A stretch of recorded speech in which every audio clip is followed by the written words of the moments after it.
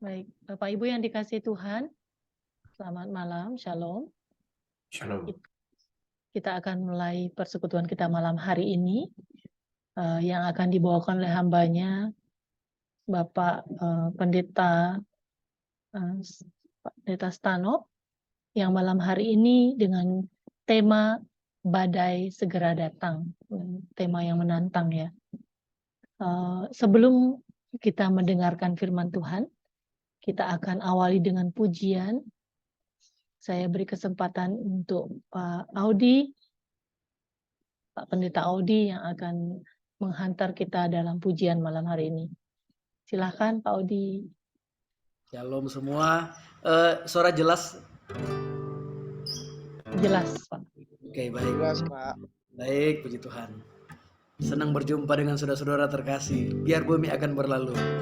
Biar bumi akan berlalu. Biar bulan tak bercahaya lagi. Biar langit akan bergoncang. Matahari tak bersinar lagi. Tetapi Tuhan Yesusku tak pernah ingkar janji. Semua yang difirmankannya pasti akan digenapi. Biar bumi akan berlalu. Biar bulan tak bercahaya lagi. Biar langit akan bergoncang. Matahari tak bersinar lagi. Tetapi Tuhan Yesusku tak pernah ingkar janji. Semua yang difirmankannya pasti akan digenapi. Shalalalalala, aku cinta Yesus. Shalalalalala, Yesus cinta saya. Shalalalalala, Yesus cinta saya.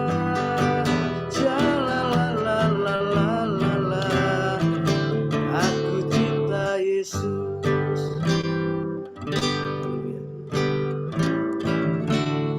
Bila kau izinkan sesuatu terjadi,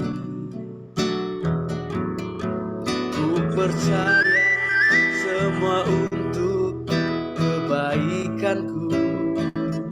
Bila nanti telah tiba waktu,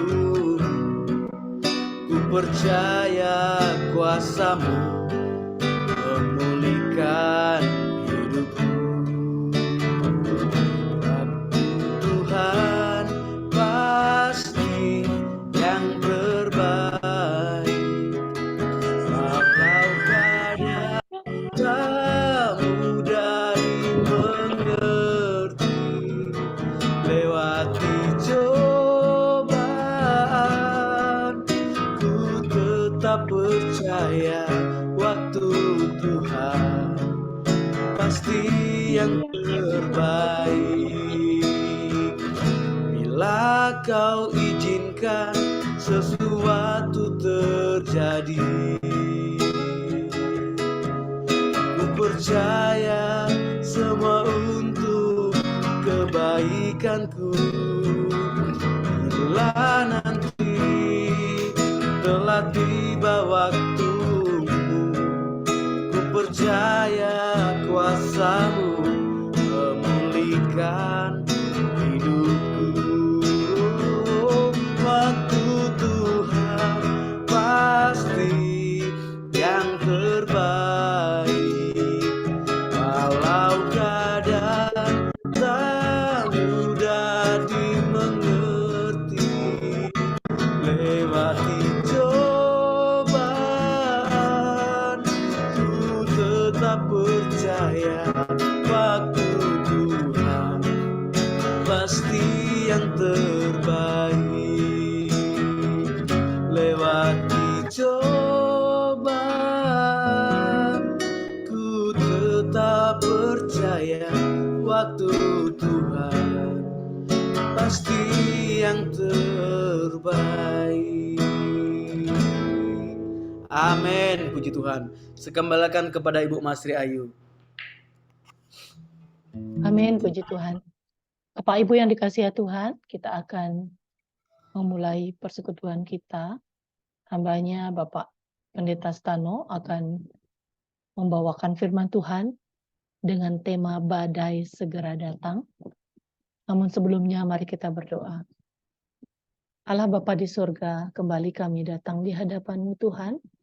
Malam hari ini kami menyerahkan hidup kami ke dalam tangan-Mu untuk Engkau pakai, untuk Engkau buka hati ya kami Tuhan untuk menerima kebenaran firman-Mu yang akan dibawakan oleh hamba-Mu, Bapak Pendeta Stano. Tuhan, berikan kami hati dan pikiran yang terbuka, hikmat-Mu Engkau curahkan bagi hamba-Mu, biarlah Engkau tundukkan hamba-Mu dengan kuasa-Mu Tuhan, sehingga sungguh-sungguh kebenaran firman Tuhan yang disampaikan. Dan Engkau sendiri yang berbicara melalui hamba-Mu. Pakai secara sepenuh Tuhan, kuasa-Mu Engkau nyatakan malam hari ini untuk memberkati kami semua. Bapa di dalam surga, kami berdoa untuk seluruh anak-anak-Mu yang hadir malam hari ini. Biarlah betul-betul Tuhan, Engkau menolong kami dan membentuk kami dengan firman yang akan Engkau sampaikan malam hari ini. Bagi saudara-saudara kami yang tidak sempat hadir malam hari ini, Engkau juga berikan berkat yang sama Tuhan. Engkau memberkati dengan firman-Mu, dengan cara-cara yang lain, Engkau boleh mendidik dan mengajar kami semua anggota FWF ini Tuhan, untuk bertumbuh bersama dengan Tuhan. Terima kasih Tuhan, segala kemuliaan kami kembalikan hanya untuk kebesaran nama Tuhan. Di dalam Kristus kami berdoa dan mengucap syukur. Amin. Saya serahkan pada hambanya Bapak Pendeta Stano untuk memimpin malam hari ini. Silakan Pak. Baik, terima kasih Bu. Shalom Pak Herman. Ya, puji Tuhan. Malam ini kita akan belajar satu firman Tuhan, kebenaran firman Tuhan yang kita ambil di dalam Ibrani 9 ayat 27 ya, satu tema badai segera datang. Luar biasa, seperti kata Ibu, tema ini untuk menarik ya. Sekalipun kita tahu bahwa tidak ada hubungannya ya judul ini dengan sebuah ayat yang akan saya bagikan. Oke. Nah, ya. Nah, saudaraku, kalau kita lihat tentang badai, maka dalam Kamus Bahasa Indonesia kita melihat satu kondisi bahwa angin yang begitu kencang, cuaca yang buruk, yang datang dengan tiba-tiba. Tetapi di dalam Ibrani 9 ayat 27, ini berbicara tentang penghakiman. Ya, penghakiman kepada manusia yang pada waktu saatnya ini bukan sebuah badai, tapi ini adalah konsekuensi kehidupan yang akan kita perhadapkan pada satu saat penghakiman pada waktu yang ditentukan Tuhan. Mari kita lihat, baca di dalam Ibrani 9 ayat 27, dan firman Tuhan berkata, dan sama seperti manusia ditetapkan untuk mati hanya satu kali saja, dan sesudah itu dihakimi. Nah, saudaraku, kitab ini diambil dari kitab Ibrani, ya. Dia tidak tertulis siapa namanya penulisnya, tetapi ada indikasi bahwa Rasul Paulus, ya. Ditulis di tahun 67 sampai 69, tetapi sayang baru disebarkan pada abad ke-5. Nah, jikalau kita lihat tentang sebuah konteksnya, maka kita bisa melihat ya, karena kita harus melihat apa yang dimaksud dari konteks dari ayat ini. Nah, kalau kita melihat di dalam ayat 1 sampai 9, ini berbicara tentang tentang sebuah perubahan yang terdiri dari sebuah upacara. Nah, dianalogikan sebuah perjalanan kehidupan manusia ya, baik jasmani maupun rohani, sebelum manusia itu mengalami kematian tubuh. Dianalogikan begini loh. Seorang imam yang masuk ke dalam sebuah kemah suci perjanjian, pada waktu dia mengorbankan sebagai sebuah pengakuan dosa atau pengampunan dosa kepada Allah. Ketika dia masuk, lalu dia diperhadapkan. Ya, satu keadaan dia masuk ke ruang suci, maha suci, tetapi ketika dia keluar, oh korbannya sudah diterima. Nah, itu sebuah analogi dan ini berbicara tentang keselamatan. Tetapi keselamatan yang dimaksud di sini adalah keselamatan yang sempurna yang dilakukan oleh Yesus Kristus. Ketika Yesus mengorbankan darahnya di kayu salib sebagai sebuah peralihan untuk memperoleh keselamatan melalui pengorbanan darahnya. Tidak melalui korban binatang. Nah, di dalam periskop ayat 11 sampai 28 itu dikatakan tentang penebusan melalui darah Kristus yang dilakukan untuk memperoleh sebuah keselamatan melalui kuasa darahnya. Nah, melalui penebusan darah Yesus inilah semua orang yang percaya memiliki sebuah keselamatan dan kebebasan yang besar dari roh yang menghidupkan supaya kita bisa hidup benar di hadapan Tuhan. Itu tercatat di dalam Ibrani 11 sampai 14.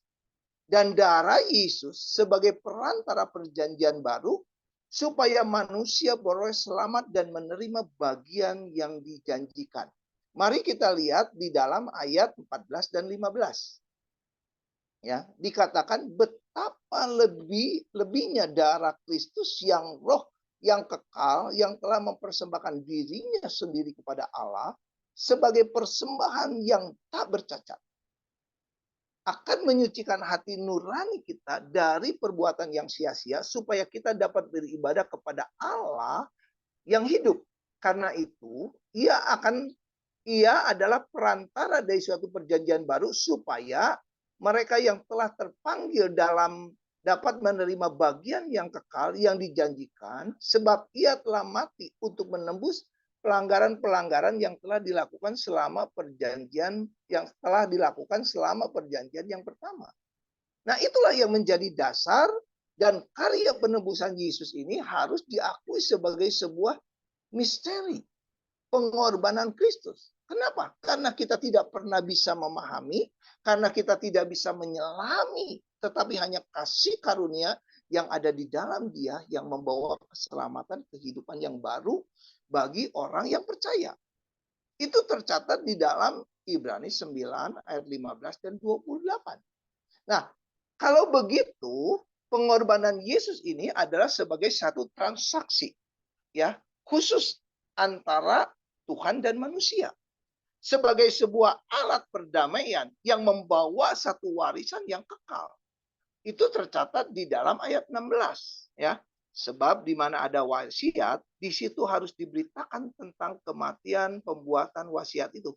Kalau begitu, saudaraku, harus ada sebuah kematian. Hanya berlaku setelah kematian.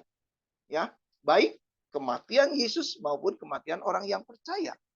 Dan di mana, saudaraku yang dikasih Tuhan, Yesus yang telah mati tidak hanya membawa keselamatan, tetapi menghancurkan semua dosa dan memberikan anugerah atas kasih karunia Allah di dalam Yesus Kristus. Ini sesuatu yang luar biasa, saudaraku. Dan semuanya ini hanya dapat dilakukan oleh kematian dan kuasa kebangkitan, sebuah korban penebusan yang kekal oleh percikan darah Yesus. Itu satu konteks ayat 9, 23 sampai 28. Nah, kalau begitu, kematian pasti akan menjemput kita, ya. Manusia ditetapkan hanya satu kali, perkataan satu kali berbicara tentang penghakiman di hari-hari terakhir setelah kita mengalami sebuah kematian tubuh. Maka orang mati sebelum kedatangan Tuhan akan tinggal. Dia tidur dengan istilah yang lain, dan mereka ditempatkan di satu tempat, yaitu Hades bagi orang yang tidak percaya, dan bagi orang yang percaya adalah Firdaus. Sampai Tuhan Yesus datang untuk kedua kalinya dan masuk kepada penghakiman untuk menentukan masuk surga atau neraka. Tetapi bagi orang yang percaya adalah pasti, kepastian bahwa mereka masuk surga. Ya. Dan kalau begitu penghakiman untuk apa? Untuk memberikan satu apresiasi. Nah, saudaraku, apa yang dimaksud dengan ayat ini? Inilah penjabaran saya ya, saudaraku, penjabaran, mari kita belajar, bukan ya. Nah, di dalam Ibrani 9 ayat 27 dikatakan sama seperti manusia ditetapkan untuk mati hanya satu kali saja dan sesudah itu dihakimi. Apa yang dimaksud dengan satu kali saja? Mati hanya satu kali saja. Ini berbicara tentang takdir yang ditakdirkan atau yang ditentukan untuk mati sekali, ya. Nah, ini adalah sebuah gambaran seperti yang saya katakan tadi, ya, tentang sebuah imam yang masuk ke dalam ruang suci untuk mengorbankan. Tetapi saudaraku, kita berbicara saat ini adalah tentang imam besar Yesus Kristus yang menggantikan substitusi, ya, di mana dia menggantikan dosa manusia dengan caranya dia tanggung sendiri. Ini luar biasa, saudaraku. Artinya, saudaraku, sebenarnya saudara dan saya saat ini sedang berhutang nyawa. Nah, bagaimana sikap kita sebagai orang yang percaya? Tetapi inti daripada mati hanya satu kali, intinya adalah tidak ada pengulangan di dalam kehidupan. Ya, kehidupan manusia hanya dijalankan hanya satu kali. Tidak ada lagi yang namanya do over, reinkarnasi, tidak ada lagi. Dan ketika manusia mati secara tubuh, tidak ada lagi kesempatan dia untuk bertobat. Tidak ada lagi, ya. Tidak ada lagi diperdamaikan dengan Allah. Hanya satu kali saja, dan kesempatan itu hanya satu kali ketika manusia hidup. Apakah dia percaya kepada Tuhan sebagai Allah dan Juru Selamat yang telah mati di kayu salib untuk dengan mengorbankan nyawanya. Nah, saudaraku yang dikasih Tuhan, inti daripada itu adalah satu kasih kesempatan. Tidak ada do over atau reinkarnasi, tidak ada pengulangan. Dan ketika itu terjadi, saudaraku, ketika orang percaya, maka perdamaian itu terjadi. Karena orang itu percaya kepada Kristus melalui pengorbanannya di kayu salib. Nah, di mana itu pun terjadi adanya pertukaran, adanya pengampunan, adanya pelepasan kutuk, adanya pendamaian, dan adanya pembenaran. Nah, saudaraku yang dikasih Tuhan, kalau semuanya itu terjadi, maka saudaraku, setelah kematian manusia, manusia akan diperhadapkan kepada sebuah penghakiman. Apakah kita masuk surga atau neraka? Ya. Sebuah konsekuensi di dalam kehidupan yang kita jalani. Apakah kita melakukan apa yang Tuhan kehendaki di dalam kehidupan kita? Tadi sebelum kita masuk di dalam firman Tuhan, Pak Hendik sharing. Ada seorang belajar tentang sekolah Alkitab Teologi. Lalu Pak Hendik bercerita bagaimana kita hidup. Ya, apakah kehidupan kita ketika belajar hanya khusus untuk menekuni kita belajar untuk menyampaikan firman Tuhan, atau kita bergelut di dalam gereja untuk mendapatkan sebuah kehidupan?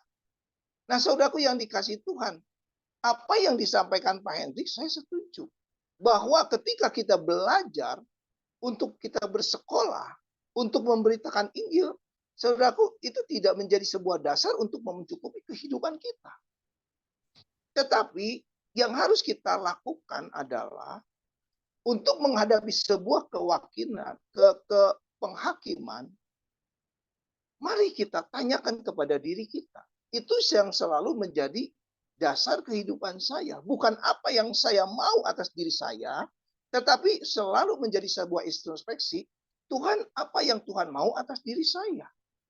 Jadi kalau misalnya saya belajar, saya sekolah, itu tidak menjadi sebuah dasar bagi saya untuk, saya harus menjadi seorang pemberita Injil. Lalu saya lakukan untuk memenuhi kebutuhan hidup. Ya. Tetapi yang harus kita tanyakan adalah apa yang Tuhan mau dalam hidup saya. Kalau itu menjadi satu bagian, kita mengerti dan kita full heart, maka apapun yang kita lakukan, itu menjadi sebuah dasar pada saat penilaian Tuhan, pada saat masa penghakiman. Itu betul. Saya setuju. Dan Pak Hendrik tadi bilang, banyak orang sekolah, dia belajar ilmu tentang bagaimana Paulus menghidupi dirinya, tetapi dia tidak mau bagaimana karakter atau misalnya Paulus hidup. Ini bertolak belakang, itulah yang sangat disesalkan. Dan ini pun semua yang terjadi ini menjadi sebuah bagian di dalam bagaimana kita menghadapi sebuah penghakiman. Sekalipun sebagai orang yang percaya mereka tetap akan diselamatkan. Tetapi apakah ketika keselamatan orang yang percaya itu masuk kepada sebuah penghakiman, apa yang bisa kita pertanggungjawabkan? Apa yang kita berikan kepada kita? Apakah mahkota kehidupan kita bisa berikan kepada dia, atau malah karena motivasi kita, maka mahkota itu diambil. Ini menjadi sesuatu hal yang ironis. Nah, saya percaya bahwa Yesus yang telah mati di kayu salib dan bangkit mengalahkan maut, dan manusia akan menantikan dia untuk datang untuk kedua kali. Itulah saat-saat di mana penghakiman akan terjadi. Seperti apa yang dikatakan di dalam 1 Tesalonika 1 ayat 10. Ya, dikatakan, saudaraku yang dikasihi Tuhan, untuk menantikan kedatangan anaknya yang di surga, yang telah dibangkitkan daripada orang mati, yaitu Yesus, yang menyelamatkan kita dari murka yang akan datang, penghakiman. Nah, kenapa murka? Jujur, banyak orang yang tidak percaya karena dosa juga. Roma 5 ayat 12, sebab itu, sama seperti dosa yang telah masuk ke dalam dunia oleh satu orang, dan oleh dosa itu juga maut. Demikian maut telah menjalar kepada semua orang karena semua orang telah berbuat dosa. Itulah yang terjadi, ya.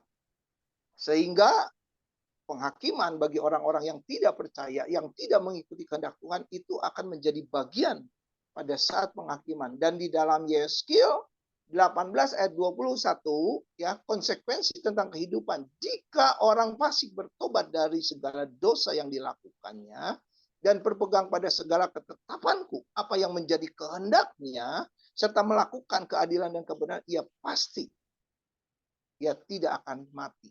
Nah, perkataan yang mati ini juga sesuatu hal yang menarik, saudaraku yang dikasihi Tuhan, ya. Dan ini menjadi bagian pada saat penghakiman. Dan mati yang disebut ini bukan mati secara tubuh, tetapi mati karena saat vonis yang terjadi. Ya, saudaraku. Dan dikatakan, saudaraku, ya, kita tidak akan mengalami penghakiman, tapi hal yang terjadi setelah manusia mengalami semua kematian di dalam tubuh. Filipi 3 ayat 21, yang akan mengubah kita dari yang hina ini sehingga serupa dengan tubuhnya yang mulia, menurut kuasanya yang dapat melakukan segala sesuatu kepada dirinya. Nah, saudaraku yang dikasihi Tuhan, itu yang dimaksud dengan satu kali, ya. Nah, perkataan yang kedua, penekanannya dihakimi. Pertanyaannya, di hari penghakiman yang akan datang itu kapan? Ya, berbicara tentang masa akhir zaman, atau dikatakan juga penyempurnaan zaman. Artinya, saudaraku yang dikasihi Tuhan, semua keseluruhan tujuan sejarah waktu puncak kehidupan manusia itu terselesaikan menurut rencana Tuhan. Ya, jadi kapan akhir dari zaman atau penyempurnaan zaman? Apabila semua yang terjadi sejarah waktu puncak kehidupan manusia itu selesai, tapi berdasarkan standarnya Tuhan, ukurannya Tuhan, rencana Tuhan, yaitu pribadi Tuhan juga dan karyanya Kristus. Semuanya selesai. Itu dimulai kapan? Dimulai ketika Kristus mempersembahkan dirinya. Dan hanya satu kali saja ketika dia mengorbankannya nyawanya di kayu salib, dan rencana keselamatan itu adalah sempurna. Ya, jadi saudaraku, semua berbicara tentang satu kali dan semuanya berbicara tentang penghakiman. Dan kalau kita lihat di dalam Ibrani 1 ayat 1 dan 2, ya, bisa juga ditayangkan. Dan setelah pada zaman dahulu Allah berulang kali dalam berbagai cara berbicara kepada nenek moyang kita tentang perantaraan nabi-nabi. Maka pada zaman akhir ini ia telah berbicara kepada kita dengan perantara anaknya yang telah ia tetapkan sebagai yang berhak menerima segala yang ada. Oleh dialah Allah telah menjadikan alam semesta. Jadi saudaraku yang dikasih Tuhan, sangat jelas sekali bahwa segala proses yang terjadi hanya satu kali ketika Tuhan Yesus mati di kayu salib. Dan siapakah yang menghakimi dunia? Ini menjadi pertanyaan yang menghakimi dunia. Kita masuk lagi satu ayat lagi di dalam Ibrani 9 ayat 28. Ya, jangan jelas dikatakan demikian juga Kristus hanya satu kali saja mengorbankan dirinya untuk menanggung dosa banyak orang. Sesudah itu, ia menyatakan dirinya sekali lagi, tetapi tanpa menanggung dosa. Tetapi hanya untuk menganugerahkan keselamatan kepada mereka yang menantikan dia. Wow, saudaraku yang dikasih Tuhan. Jadi saudaraku, jangan jelas Kristus yang menghakimi dunia adalah Kristus. Ya, Bapa di surga telah menetapkan anaknya yang tunggal, yaitu Yesus Kristus, ya, untuk menjadi hakim dunia. Sekalipun dia harus mengorbankan nyawanya, dia harus mengorbankan dirinya, tetapi satu tujuan, yaitu supaya keselamatan korban dirinya itu menjadi sempurna, supaya pengampunan dosa, keselamatan itu terjadi untuk semua orang. Bagi orang yang percaya, Bapa di surga juga sudah menetapkan melalui putranya bahwa yang menghakimi dunia adalah dia. Dia adalah Yesus. Berdasarkan kebenaran. Ya. Nah, penghakiman yang terjadi pada hari Kristus itu pada saat Kristus datang untuk kedua kali. Saudara perhatikan, penghakiman akan terjadi pada hari Kristus datang untuk kedua kalinya. Mari kita lihat di dalam Kisah Rasul 17 ayat 20 dan 21. Ya. Katakan, dengan tidak memandang lagi zaman kebodohan, maka sekarang Allah memberitakan kepada manusia bahwa di mana-mana semua orang harus bertobat.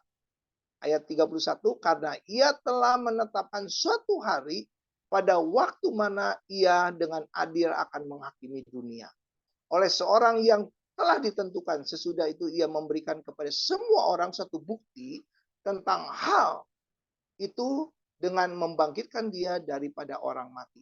Jadi sangat jelas dia akan menghakimi dengan adil, dia akan menghakimi dunia seperti apa yang Bapa sudah tentukan. Ya, itu adalah dengan bukti kebangkitannya. Nah, setelah itu, saudaraku, setelah itu terjadi, baru penghakiman itu dimulai untuk menentukan dua pilihan. Yaitu mereka-mereka, orang-orang yang percaya masuk dalam kerajaan surga, dan mereka yang tidak percaya, yang tidak mau melakukan kehendak Tuhan, ketetapan Tuhan, merekalah masuk neraka. Ya, jadi saudaraku, Ibrani 9 ayat 27 itu berbicara tentang penghakiman surga dan neraka. Hanya itu menjadi topiknya. Ya, saudaraku. Nah, di hari penghakiman yang akan datang, ya, Tuhan akan menghakimi. Ya, seperti yang saya tadi katakan bahwa Alkitab keterangkan bahwa Bapa yang menetapkan anaknya Yesus Kristus untuk menjadi hakim. Ya, dan Tuhan akan memerintah semua orang untuk bertobat. Ya, tapi tergantung pada respon. Yang kedua, Yesus juga yang menentukan hari kapan itu terjadi. Ya, penghakiman berdasarkan kebenaran, ya, dan manusia telah ditetapkan. Ya, dan penghakiman akan terjadi pada waktu Yesus datang untuk kedua kali. Ya, jadi sangat jelas sekali, saudaraku. Nah, bagaimana? Apakah dengan orang-orang yang akan menghadapi sebuah penghakiman itu akan ada yang lolos? Atau ada sesuatu yang tidak adil? Tidak. Semua pada masa penghakiman itu tidak ada yang lolos. Ya, tidak ada yang lolos dari sebuah penghakiman. Ya, semua orang yang berada di situ, baik dulu, sekarang maupun masa yang akan datang, atau orang-orang yang hidup di akan datang.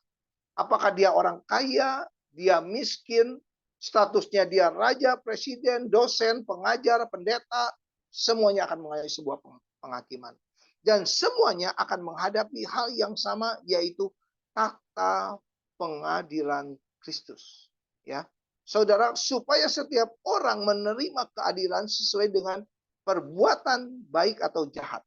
Jadi sangat jelas sekali bahwa penghakiman itu akan membawa kita kepada satu tata pengadilan Kristus. Di mana ayatnya? 2 Korintus 5 ayat 10. Ya. Saya tidak catat 2 Korintus, atau mungkin Ibu bisa, Bu, tolong keluarkan. 2 Korintus 5 ayat 10. Bisa tolong bacakan ya, Bu. 2 Korintus 5 ayat 10. Sebab kita semua harus menghadap tata pengadilan Kristus, supaya setiap orang yang memperoleh apa yang patut diterimanya sesuai dengan yang dilakukan dalam hidupnya, baik maupun jahat. Dan sama apa yang dilakukan di dalam Roma 14 ayat 10. Nggak usah dibuka dah, Bu, karena memang masih agak cukup panjang ayat ini, dan ini menjadikan sebuah banyak pertanyaan. Ya, ini menarik, ya. Dan kita yang akan diadili menurut perbuatan kita. Seperti apa yang dicatat di dalam 2 Korintus 5 ayat 10 maupun Roma 14 ayat 10. Ya. Nah, apakah itu kebaikan kita? Apakah itu keburukan kita yang kita lakukan? Itu akan terungkap. Semuanya akan terbuat. Perbuatan yang kita lakukan itu menentukan kehidupan kekal. Jika seseorang terus-menerus berbuat baik, maka mereka akan mendapatkan kemuliaan, kehormatan, dan keabadian. Tetapi bagi mereka yang tidak menuruti kehendaknya, ya, akan mendapatkan kemarahan dan murka. Itu tercatat di dalam Roma 2 ayat 6 sampai 8. Ya, saya akan bacakan. Saya tadi tidak ke Ibu Masri. Ia akan membalas setiap orang menurut perbuatannya. Jadi penghakiman itu terjadi karena menurut perbuatannya. Baik hidup kekal kepada mereka yang telah tekun berbuat baik dan mencari kemuliaan, kehormatan, dan ketidakbinasaan, tetapi murka dan geram kepada mereka yang mencari kepentingan dirinya sendiri dan tidak taat kepada kebenaran, melainkan taat kepada kelaliman. Itu yang menjadi dasar penghakiman. Nah, konsekuensinya, ya kembali neraka atau surga. Nah, sebelum menuju neraka dan surga, manusia yang telah mati masuk kepada Hades. Hades ini adalah sama artinya dengan Seol. Cuma Hades adalah berbicara terjadi dalam perjanjian lama, dan Seol adalah dalam perjanjian baru. Nah, bagi orang yang diselamatkan, ya, bagi orang yang hidup benar di hadapan Tuhan, kematiannya dia akan berada di dalam satu tempat yang namanya Firdaus. Atau kita kenal dengan pangkuan Abraham. Kata Firdaus juga sinonim dengan kata surga. Ya, di dalam 2 Korintus 12 ayat 4 dikatakan, saudaraku, 2 Korintus 12 ayat 4, bisa Ibu tolong, Bu? 2 Korintus 12 ayat 4. Oke, sorry. 2 Korintus 12 ayat 4 itu identik sama seperti yang tercatat di dalam Wahyu 2 ayat 7. Cuma saya akan bacakan 2 Korintus 12 ayat 4. Dikatakan, ia tiba-tiba diangkat ke Firdaus dan ia akan mendengar kata-kata yang tak terkatakan dan tidak boleh diucapkan oleh manusia. Saudaraku yang dikasih Tuhan, ada perkataan Firdaus, ia tiba-tiba diangkat ke Firdaus. Firdaus ada di mana? Firdaus adalah tempat di mana orang yang percaya ketika dia mati dalam kematian tubuh, dia diangkat ke Firdaus. Ya. Nah, contohnya apa? Kalau saudara baca di dalam Lukas 16 ayat 19-20 tentang satu kisah antara orang kaya dan orang miskin. Kisah antara Lazarus dan orang kaya, ya. Kisah Lazarus dan orang kaya, di mana seorang yang miskin itu duduk di pangkuan Abraham, tetapi orang yang tidak percaya atau orang yang menggunakan hak kehidupannya sembarangan, dia mendapatkan satu tempat, yaitu di Hades, ya. Dan ketika Yesus sedang sekarat, saya ambil contoh lagi tentang kisah ketika Yesus sedang berada di kayu salib. Pada waktu Yesus disalib ada dua penyamun, dan salah satu penyamunnya dia minta belas kasihan kepadanya. Yesus, seandainya engkau adalah Allah, bawa aku. Dan Yesus berkata, hari ini juga engkau berada bersama-sama dengan aku di Taman Firdaus. Itu jelas sekali dikatakan di dalam Lukas 23 ayat 43. Nah, suatu saat tiba waktunya, saudaraku, sampai pada satu saat tiba waktunya mereka yang percaya dibawa ke Yerusalem baru, dan yang tidak percaya mereka dibawa ke Gehenna. Satu kegelapan yang paling dalam. Itu berbicara tentang neraka, ya saudaraku.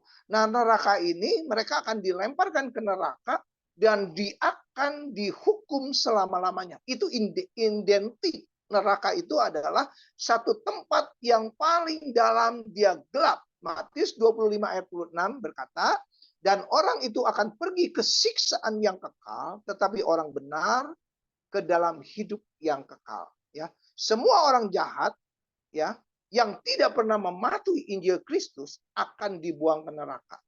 Neraka adalah tempat di mana iblis dan malaikat-malaikat sebagai sebuah pemberontak. Matius 27 ayat 41. Kemudian dia juga akan berkata kepada orang-orang di sebelah kiri, nyalah dariku, kamu terkutuk ke dalam api abadi yang disiapkan untuk iblis dan malaikatnya. Jadi neraka adalah tempat juga iblis dan malaikat yang memberontak. Dan neraka itu merupakan neraka yang sangat mengerikan. Saudara bisa baca di dalam Markus 9, 47, 48 bahwa digambarkan sebagai api yang tidak pernah menyala, yang tidak pernah berhenti menyala. Atau juga di mana kesakitan, kesedihan itu menangis dan gertak gigi. Dan juga sebagai kematian yang kedua.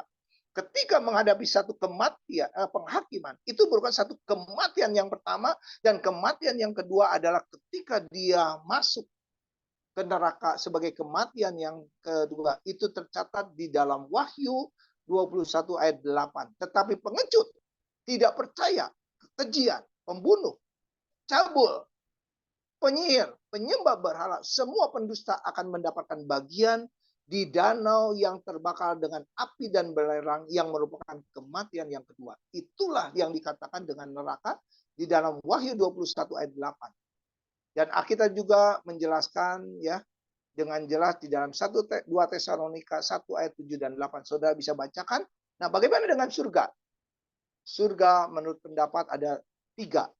Yaitu tentang langit yang pertama di dalam Yeremia 4 ayat 25, saya tidak bacakan, yaitu tempat tinggal matahari, bulan, dan bintang. Itu adalah tempat surga yang kedua, ya, level yang kedua. Yang ketiga adalah tempat tinggal Allah. Di mana tempatnya?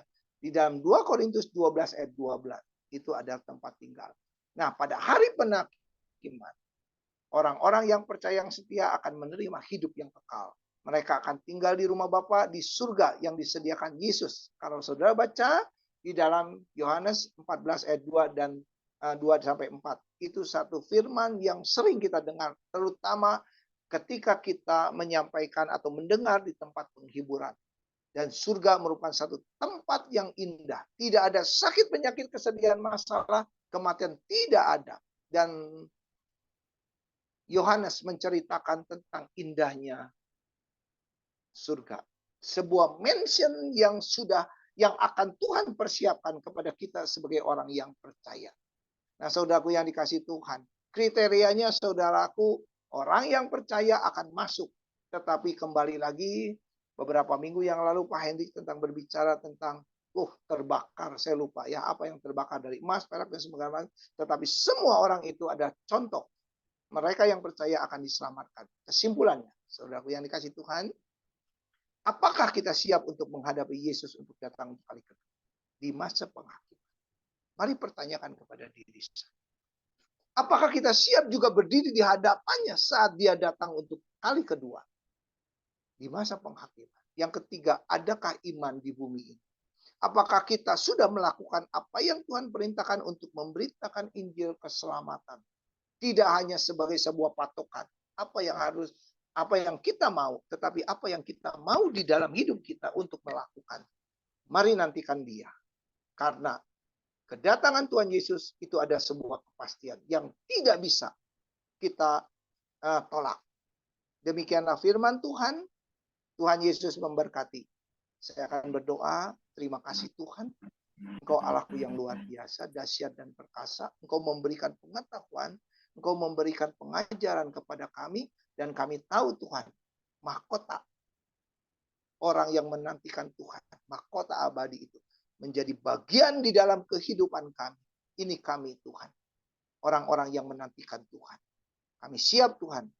Dalam nama Tuhan Yesus kami berdoa. Haleluya. Amin. Terima kasih. Amin. Terima Tuhan kasih. Yesus memberkati. Oke. Tuhan Yesus memberkati.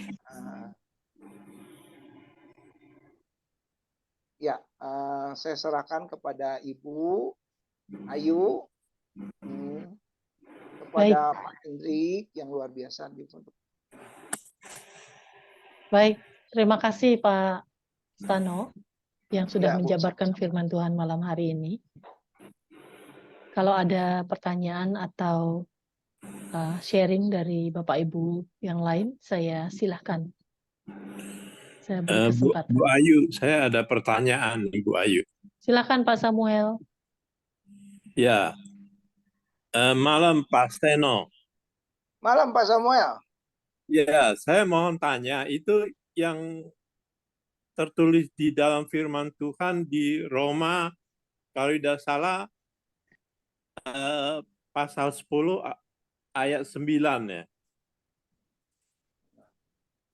Itu kalau kita mengaku dalam mulut kita dan percaya dalam hati, pasti selamat kan? Iya betul.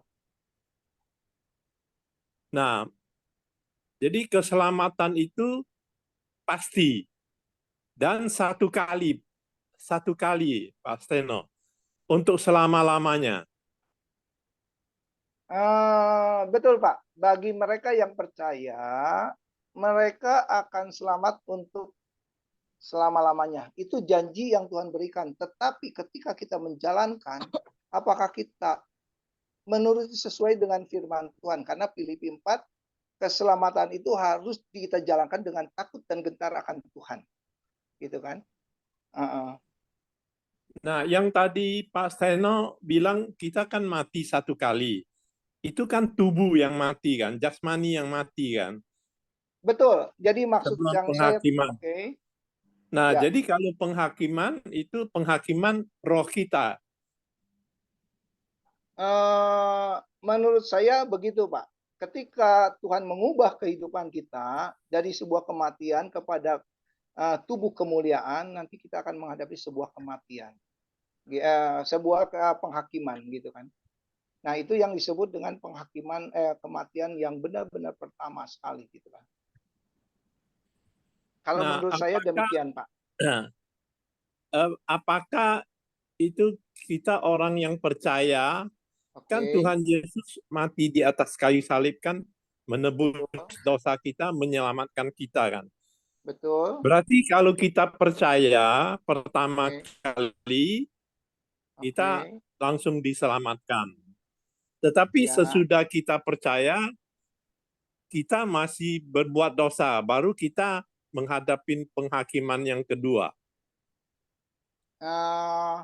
Enggak.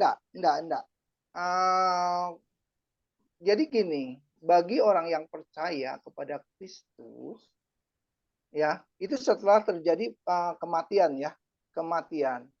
Nah, jadi kalau misalnya kita percaya kepada Kristus, kita diperhadapkan oleh satu orang yang mati di dalam Kristus. Itu tidak masuk kepada sebuah penghakiman. Tetapi firman Tuhan katakan begini, pada saat penghakiman bagi orang yang percaya, itu mendapatkan sebuah apresiasi. gitu kan. Tapi yang menjadi permasalahan apresiasinya ini apa yang dia terima. Apakah kita dibangun oleh emas, perak, permata, atau jerami yang terbakar. Begitu kan? Nah, gitu kan? Tetapi bagi orang yang percaya, baru itu penghakiman itu berlaku bagi orang yang tidak percaya. Nah, dalam penghakiman itu, maka yang ditentukan adalah standar daripada bagaimana dia hidup di dalam neraka itu, Pak. Gitu kan? Nah, dasar ayatnya, bentar, saya lihat.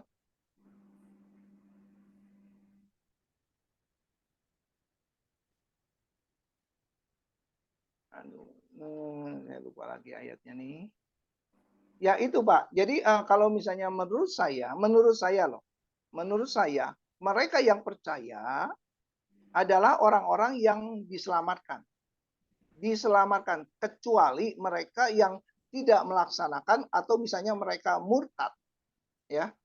Mereka murtad misalnya mereka menjadi tidak percaya seperti yang tadi dikatakan bahwa di dalam ayat tadi ya. Saya lupa.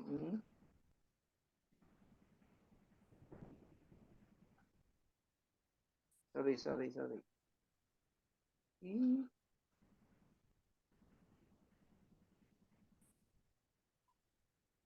Bentar ya, Pak.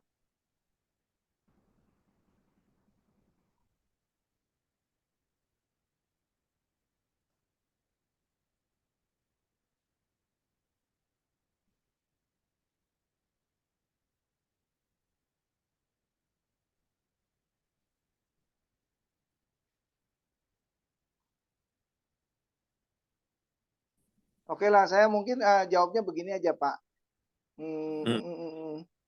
Nah, sebelum penghakiman terjadi, maka kita akan masuk ke dalam tata pengadilan Allah kan. Tata pengadilan Allah itu yang disebut dengan bema kan. Betul kan? Nah, ya setelah kita alurnya nih, setelah pengangkatan baru kita masuk kepada pengadilan Allah, bukan penghakiman, pengadilan Allah. Nah, pengadilan Allah ini diibaratkan sebuah pertandingan, Pak. Sebuah pertandingan, bema ini dianalogikan sebuah pertandingan di dalam sebuah kursi besar di mana orang menjadi penghakim, pemimpin di dalam sebuah pertandingan. Nah, itulah yang menentukan ketika seorang itu apakah dia mendapatkan sebuah reward apresiasi di dalam kehidupan orang tersebut, tetapi secara keyakinan karena dia adalah orang yang percaya, maka dia tetap Pak menjadi membawa orang itu selamat kepada keselamatan. Menurut saya begitu Pak. Apakah jadi berarti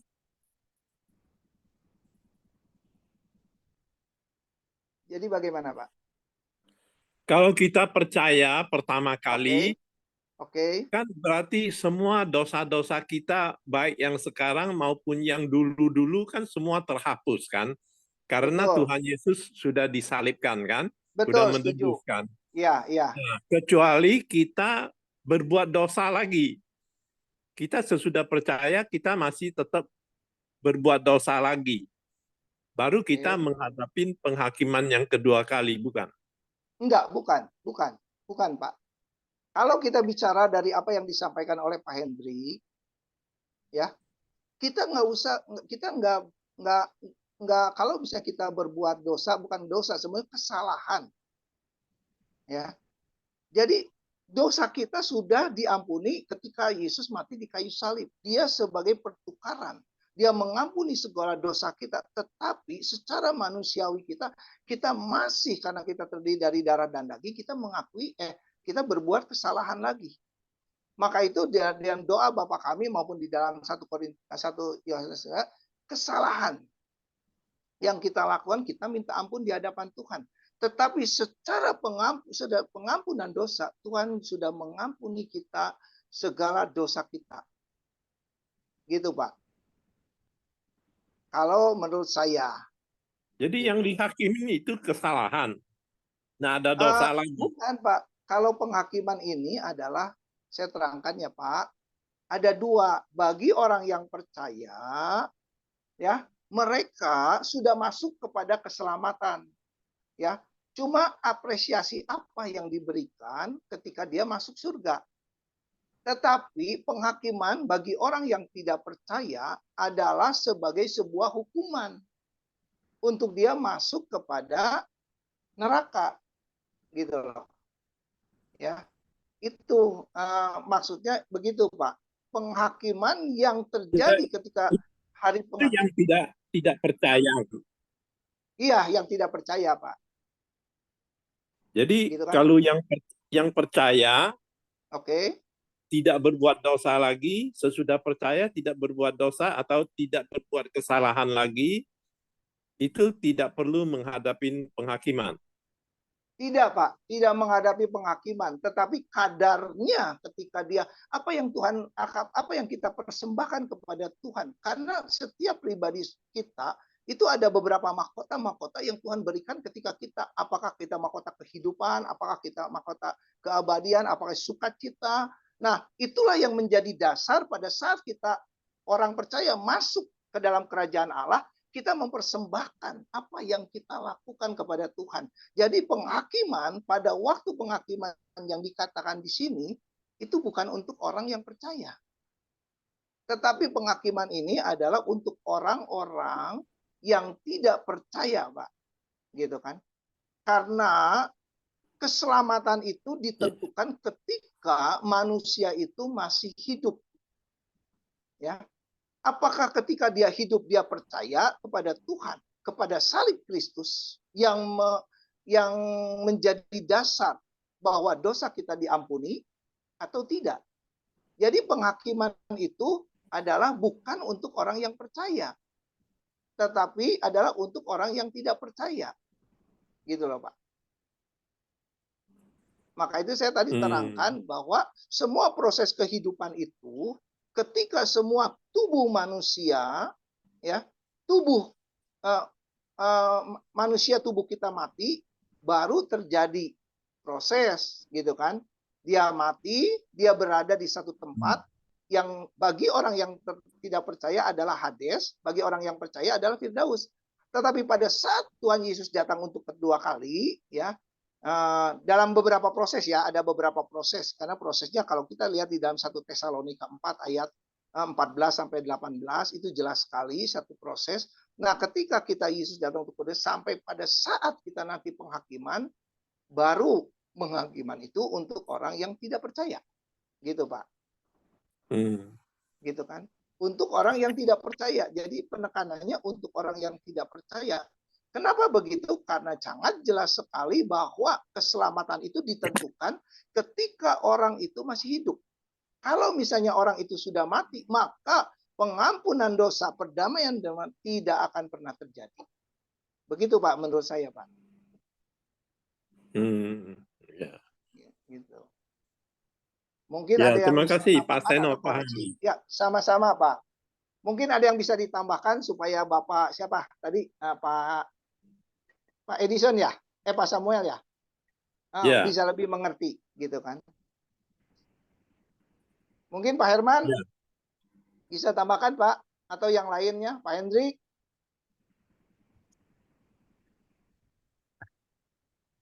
Oke, Pak Stano, terima kasih sudah memberikan firman Tuhan yang baik, ya, yang sesuai dengan firman Tuhan. Ada beberapa catatan yang harus kita perhatikan, ya. Saya nggak menyalahkan dan saya tidak bilang ini yang salah, tapi catatan yang harus kita perhatikan. Satu, kedua, pertanyaan Pak Samuel itu sangat kritikal, ya. Pertanyaan yang harus dijawab dengan baik. Jadi yang dihakimi itu roh atau badan? Itu pertanyaan yang harus bisa dijawab, tentu dengan firman Tuhan. Kalau dijawab roh, itu salah total. Karena Tuhan membangkitkan orang, dikasih tubuh yang baru. Jadi yang dihakimi adalah tubuh, bukan roh. Ya, itu catatan yang harus kita waspadai. Betul, yang harus tubuh kita dan roh. waspadai. Sebentar, saya telepon masuk ya. Bentar.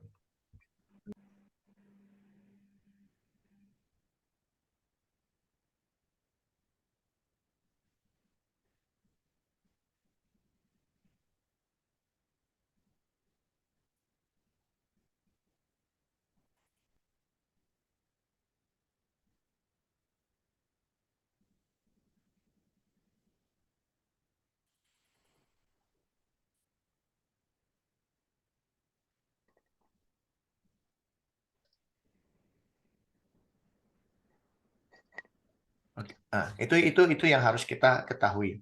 Kedua, catatan yang harus kita perhatikan adalah masalah penghakiman.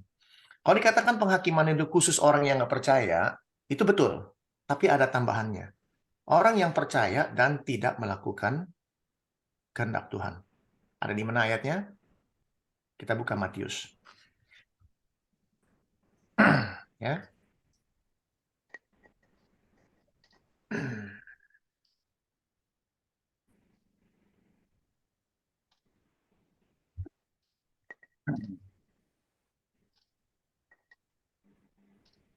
Matius 7. Ya, Matius 7 ayat.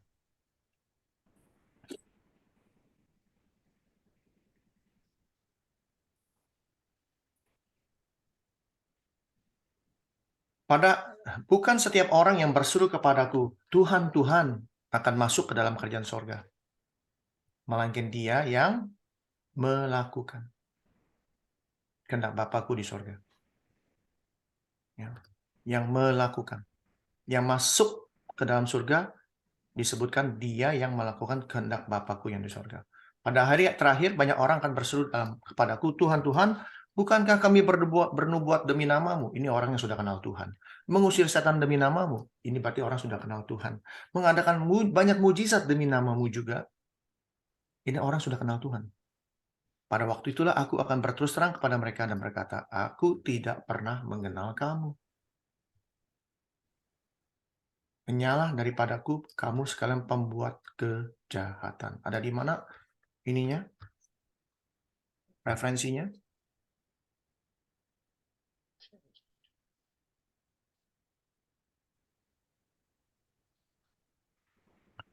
Karena itu setiap orang yang berada di dalam dia tidak berbuat dosa lagi.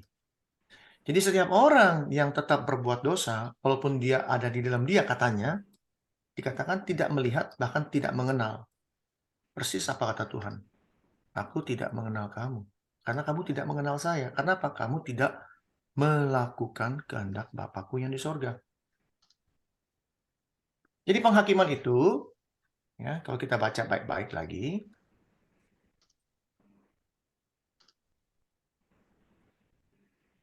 ini yang catatannya, yang harus kita ingat seumur hidup.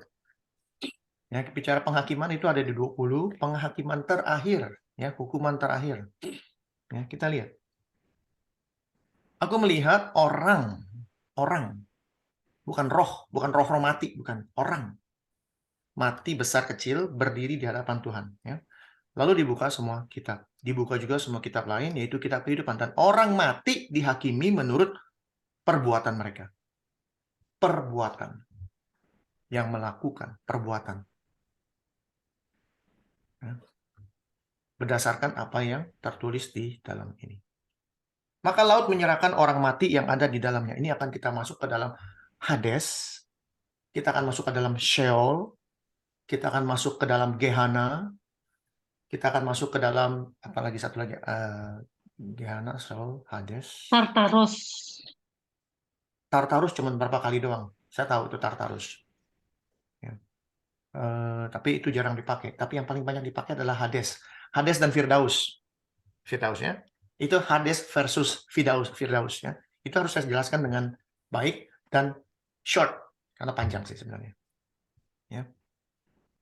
Orang yang tidak ditemukan namanya tertulis dalam kitab kehidupan, ia dilemparkan ke dalam lautan api. Pertanyaannya, orang-orang besar mati kecil ini siapa? Kita lihat. Orang yang percaya kepada Kristus, yang mati karena Kristus, mati karena firman Tuhan, mati karena melakukan kehendak Tuhan, ada di mana posisinya? Ada di atas. Lihat ya, baik-baik. Ayat keempat. Aku melihat jiwa-jiwa mereka yang telah dipenggal kepalanya karena kesaksian tentang Yesus. Karena firman Allah, tidak menyembah binatang dan patung, tidak menerima tanda pada dahi dan tangan mereka, dan mereka hidup kembali. Ya. Ini yang dihidupkan bukan roh, tapi tubuh. Oh, rohnya dimasukin lagi ke dalam tubuh. Di mana ayatnya? Dan memerintah sebagai raja bersama Kristus selama 1000 tahun. Tapi, dikatakan tapi, ayat 5, orang mati yang lain tidak bangkit. Berarti ada orang yang tidak dibangkitkan. Siapa orang ini? Orang-orang durhaka, penyembah-penyembah berhala, yang memakai tanda dan di dahi dan di tangan, orang Kristen yang tidak melakukan kehendak Bapa di surga, ini masuk di sini. Mereka nggak dibangkitkan. Kapan dibangkitkannya? Ya itu tadi. Ini. Aku melihat orang-orang mati besar kecil. Ini sudah dibangkitkan.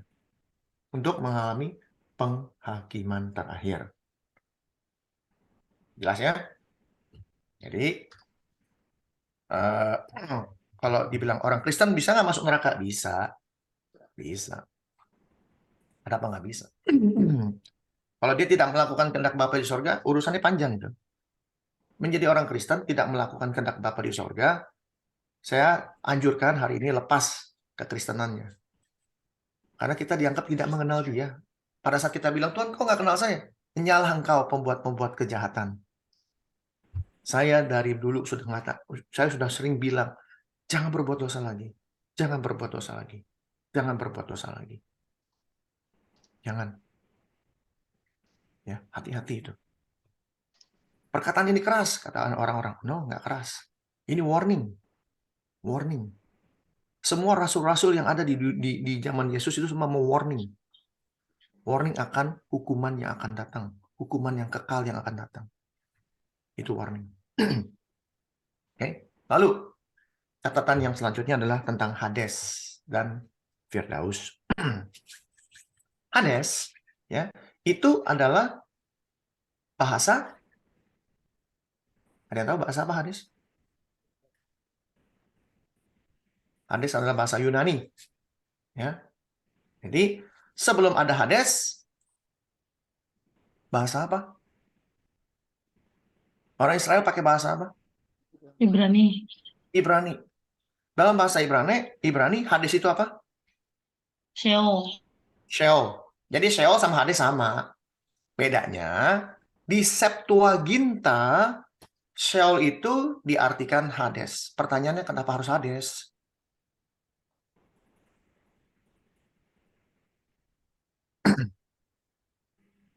Karena mau ditranslate ke dalam bahasa Yunani. Setuju? Dan kenapa harus bahasa Yunani? Karena Yunani waktu itu yang berkuasa. Dan Yunani yang menciptakan kalimat Hades. Ya, kembali lagi yang saya katakan, ruah dan nafesh pada Septuaginta ditranslate menjadi spirit atau roh atau soul, roh manusia dan roh Tuhan. Di situ titik masalahnya. Percaya nggak percaya, Hades, boleh Google. Hades itu kata lainnya apa? Ada yang tahu? Hades kata lainnya apa?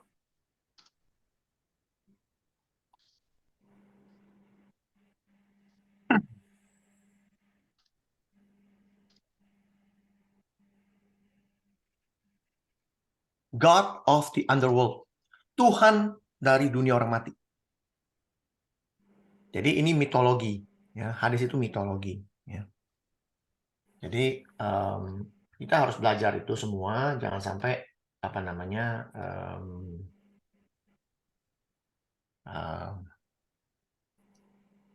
kita salah tangkap. Karena itu mitologi seperti Hercules, Zeus, Poseidon. Ada filmnya lagi Poseidon. Terus apa lagi tuh? Ya macam-macam lah. Jadi kalimat Hades ini sebenarnya adalah dunia orang mati. Ya. Dan Sheol, ya Sheol atau Sheol itu dipakai dalam bahasa di Alkitab itu lebih dari 65 kali kalau nggak salah. Ya. Saya masih ingat 31 314. 31 314. 31 artinya kuburan. 31 lagi artinya neraka. 4 lagi itu artinya jurang. Yang ada di Wahyu. Wahyu 20 kalau nggak salah. Lihat ya. Nih, Wahyu 20. Nih, jurang. Lubang dalam. Ya, jurang. Ya. Jadi kita harus mengerti nih, Hades itu bukan tempat penampungan, Pak. Hades itu dunia orang mati. Ya. Dunia orang mati, dan dunia orang mati ada dua macam. Dunia orang mati yang ada di bumi, namanya dunia orang mati. Orang mati, kumpulan orang-orang mati, alias kuburan. Ya. Ada lagi dunia orang mati, namanya neraka. Kumpulan orang-orang yang pasti mati di sana. Bukan hidup, tapi mati. Karena apa? Karena firman Tuhan mengatakan, kita pakai perjanjian lama. Ya. Daniel, ini catat aja nggak apa-apa. Banyak orang yang diantaranya telah tidur dalam debu tanah akan bangun, satu untuk dapat hidup yang kekal, satu mengalami kehinaan dan kengerian yang kekal. Ya. Ini dunia orang mati. Jadi mulai hari ini saya anjurkan stop kita bicara kita ditampung. Karena tidak ada satu ayat pun yang menunjukkan kita ditampung di Hades atau di Firdaus. Tidak ada penampungan. Pak Hendrik. Ya, Pak. Dalam firman Tuhan kan ada sebut pangkuan Abraham. Jadi itu Ya. di mana?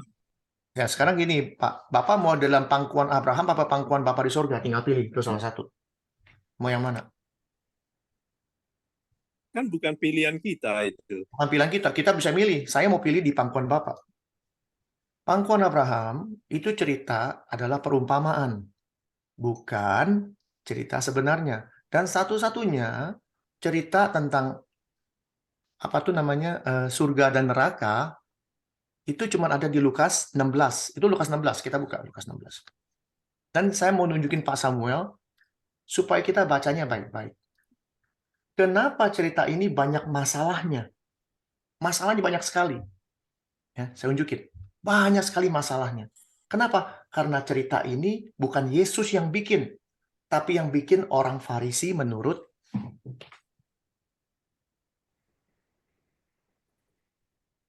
nih, orang ini. Josephus Flavius, dia orang Farisi.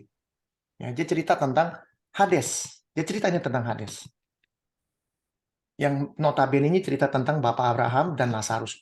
Beli buku ini. Jadi kita ngerti. Banyak orang nggak ngerti, main hajar beli, terutama orang Kristen. Ya, saya kasih unjukin bahwa cerita ini bukan ceritanya Yesus karena banyak masalahnya. Yesus tahu bahwa cerita ini sudah beredar di kalangan orang Farisi, bahwa yang pergi ke surga itu bukan Lazarus, tapi saya orang Farisi. Tuhan, saya sudah memberikan persembahan. Tuhan, saya sudah melakukan sabat. Tuhan, saya sudah ini. Jangan seperti orang pengungut cukai ini yang berdosa, yang apalagi orang-orang kusta dianggap orang berdosa. Yang ke surga saya. Sama Yesus, no, bukan dia yang pergi ke neraka, kamu yang pergi ke neraka. Dibalik ceritanya sama Yesus. Karena ceritanya sudah beredar di antara orang-orang Farisi. Dan kenapa Yesus pakai kalimat ini, cerita ini untuk menunjukkan betapa kacaunya cerita ini. Kita lihat ceritanya ya, kacau bener. Baik-baik, kita baca baik-baik. Judulnya Orang Kaya dan Lazarus Orang Miskin. Cuman satu-satunya ada di sini, udah nggak ada yang lain. Dan serunya pertanyaannya nih untuk kita semua. Kenapa hanya ada di buku Lukas?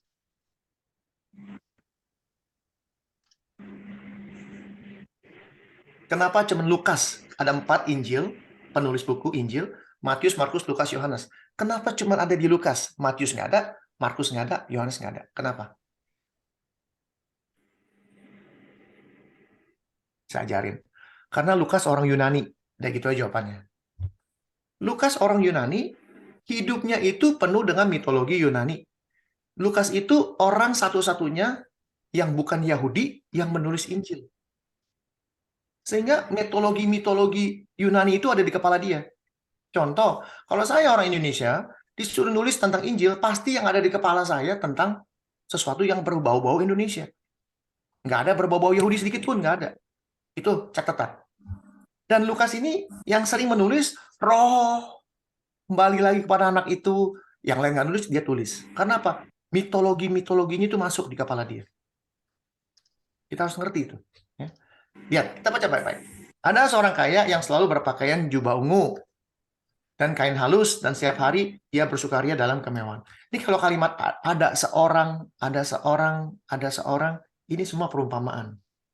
Ya. Salah satunya kita coba ya. Ada nggak?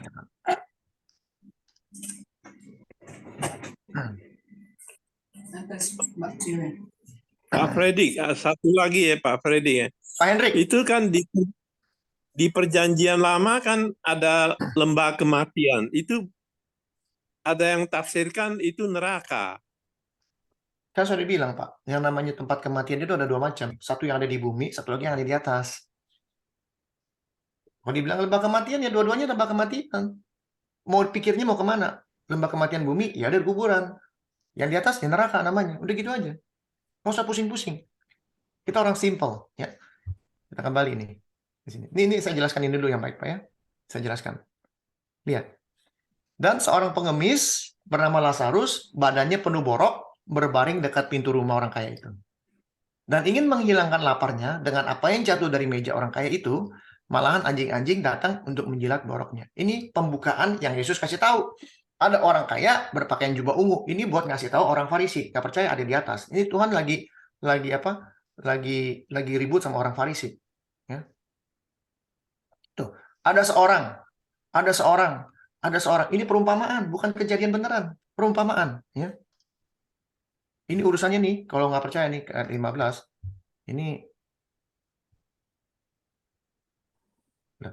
Ini orang Farisi, nih ahli Taurat nih lagi disikat sama yang namanya Yesus. Ya. Makanya tulisan ini keluar. Ya. Kemudian matilah orang miskin itu. Lihat, bagaimana kacaunya cerita ini. Kemudian matilah orang miskin itu, lalu dibawa oleh malaikat ke pangkuan Abraham. Lihat. Baca baik-baik ya. Kemudian matilah orang miskin itu, lalu dibawa oleh malaikat ke pangkuan Abraham. Orang kaya itu juga mati, sama, dua-duanya mati. Lalu dikubur.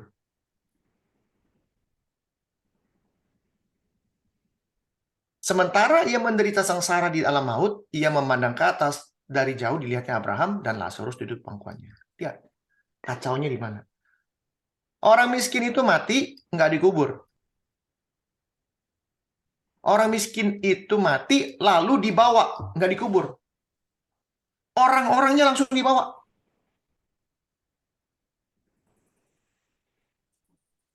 Ini kalau baca baik-baik, namanya lalu, ini nggak ada jeda. Kalau di sini orang kaya itu juga mati, lalu dikubur. Ini harusnya ada lalu dikubur, lalu rohnya dibawa oleh, itu baru benar. Ini lalu dibawa sama lalu dikubur ini beda. Satu diangkat langsung, satu dikubur. Inilah kacaunya cerita ini. Apakah Yesus kacau dong berarti? Enggak. Dia kasih tahu bahwa cerita lu tuh kacau. Lalu, kalau kita bicara baik-baik, kalau kita pikir baik-baik, syarat untuk masuk surga supaya bisa dibawa ke pangkuan Abraham, syaratnya apa? Melalui cerita ini, syaratnya apa? Miskin. Miskin. Nomor satu, miskin, pengemis. Dia harus jadi pengemis. Kedua apa? Korengan. Badannya penuh korengan, harus borokan. Ketiga apa? Dia mesti berbaring dekat pintu rumah orang kaya. Makanya Tuhan bikin cerita ini, awal muasalnya dibikin dulu pembukaannya. Nih pembukaannya, ada dua orang macam nih. Satu begini, satu begini. Jadi syarat untuk masuk ke pangkuan Abraham, nomor satu mesti miskin, mesti jadi pengemis. Kedua, dia harus banyak borok. Ketiga, dia harus berbaring dekat rumah orang kaya. Keempat, kalau lapar, dia harus makan batu dari meja orang kaya. Yang terakhir, anjing-anjing harus menjilat boroknya supaya dia masuk ke dalam pangkuan Abraham alias surga. Katanya, atau Firdaus lah. Katanya Firdaus sama surga beda. Nanti saya buktiin. Firdaus sama surga sama, saya buktiin. Lalu, syarat untuk masuk neraka gimana? Jadi orang kaya. Hidup bermewah-mewah. Hidup bersukaria. Jadi kalau ada orang Kristen kaya, hati-hati bisa masuk neraka. Jadi syarat untuk masuk surga, modalnya cuma miskin, penuh borokan, hidup di depan rumah orang kaya, makan dari remah-remah. Tuh kacaunya. Itu pertama kalinya udah kebaca sih, ini kacau, nggak ada yang benar. Kenapa? Kenapa? Saya bilang, Tuhan kenapa kasih saya cerita ini? Tuhan begitu baik, kasih saya buku ini. Oh, oke, saya ngerti. Karena ceritanya yang beredar begini. Kacau. Karena orang Farisi, jangan lupa, orang Israel itu sudah masuk tradisi Yunani begitu lama. Bukan Yunani aja. Dari Babelonia, Persia, Yunani, dan Romawi. Ini 4 tradisi masuk. Bukan 100 tahun, ribuan tahun. Bangsa Indonesia dijajah Belanda cuma 300 tahun aja udah kenal keju. Sebelum Belanda masuk, makan apa? Makan keju. Keju dari mana? Sekarang semua orang makan keju. Martabak kalau nggak ada kejunya nggak enak. Ingat itu. Tradisi itu harus kita pikirkan. Sekarang, ya jadi ngerti ya. Bahwa ini perumpamaan, bukan kejadian benar-benar. Bukan. Oke, sekarang Firdaus sama surga. Katanya beda. Itu gara-gara apa? Pertama-tama, gara-garanya. Mau tahu gara-garanya apa? Ya, nih gara-garanya saya kasih tahu.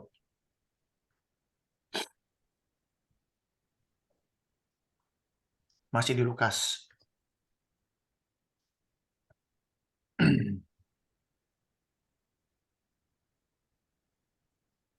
Pada saat Yesus mati. Tadi kan disebut.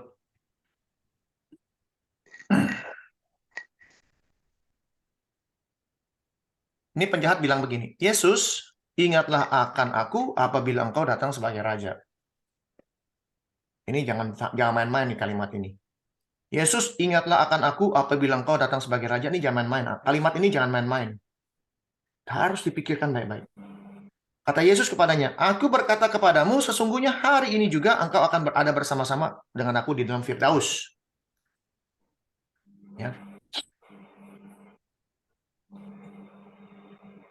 Ini apakah Yesus pergi ke Firdaus hari itu juga? Menurut Pak Samuel, pergi nggak Yesus sama penjahat itu ke Firdaus?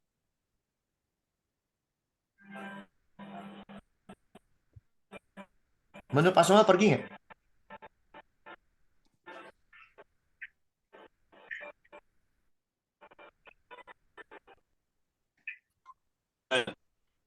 Nah, ada yang kantong dari surga. Belum masuk surga, tunggu tamu dulu. Bagaimana Pak?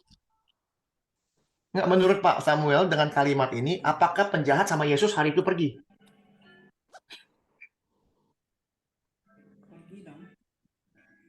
Ya, mestinya pergi ya. Ya. Kalau dia tidak dibawa Yesus, mana bisa pergi? Yesus bangkit hari keberapa, Pak? Ketiga, memang. Ketiga. Lalu Yesus pergi ke surga hari keberapa?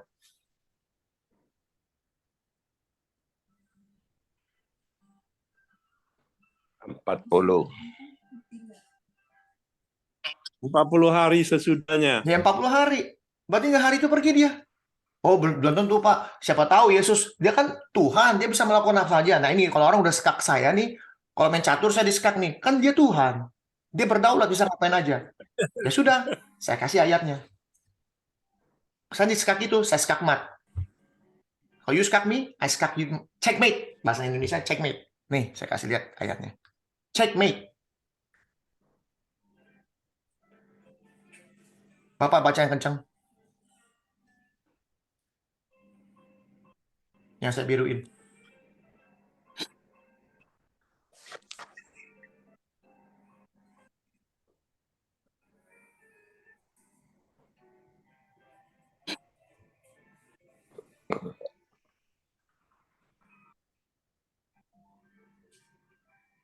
Hmm?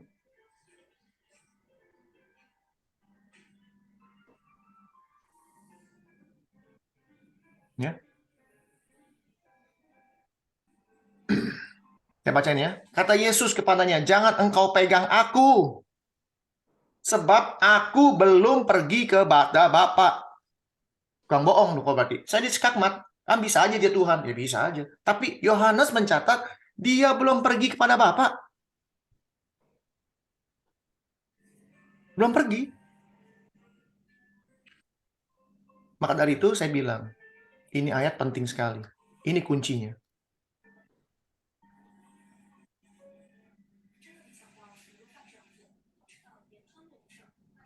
Memang Jadi, ini saya dalam ajarin, sekali Pak Freddy. Itu enggak dalam, Pak. Enggak dalam, Pak. seperti Saya ini cuma apa? Enggak apa-apa, Pak. Maka saya bilang, bukan dalam, saya makanya ajarin yang gampang. Nggak perlu dalam-dalam, Pak. Semua ada di firman Tuhan, tinggal nyari ada di mana ayatnya, gitu aja. Lihat, kenapa saya bilang ini penting? Yesus, ingatlah akan aku apabila engkau datang sebagai raja. Kenapa saya bilang ini penting? Jangan main-main. Kenapa? Lihat, penjahat yang ada di salib itu bukan penjahat biasa. Penjahat dari segala penjahat, rajanya penjahat. Pertanyaannya, bagaimana si penjahat ini bisa tahu Yesus datang sebagai raja? Ini loh pertanyaannya. Dan ingat, Yesus ingat saya ya. Apabila engkau datang sebagai raja. Kapan dia datang sebagai raja? Tentu akhir zaman.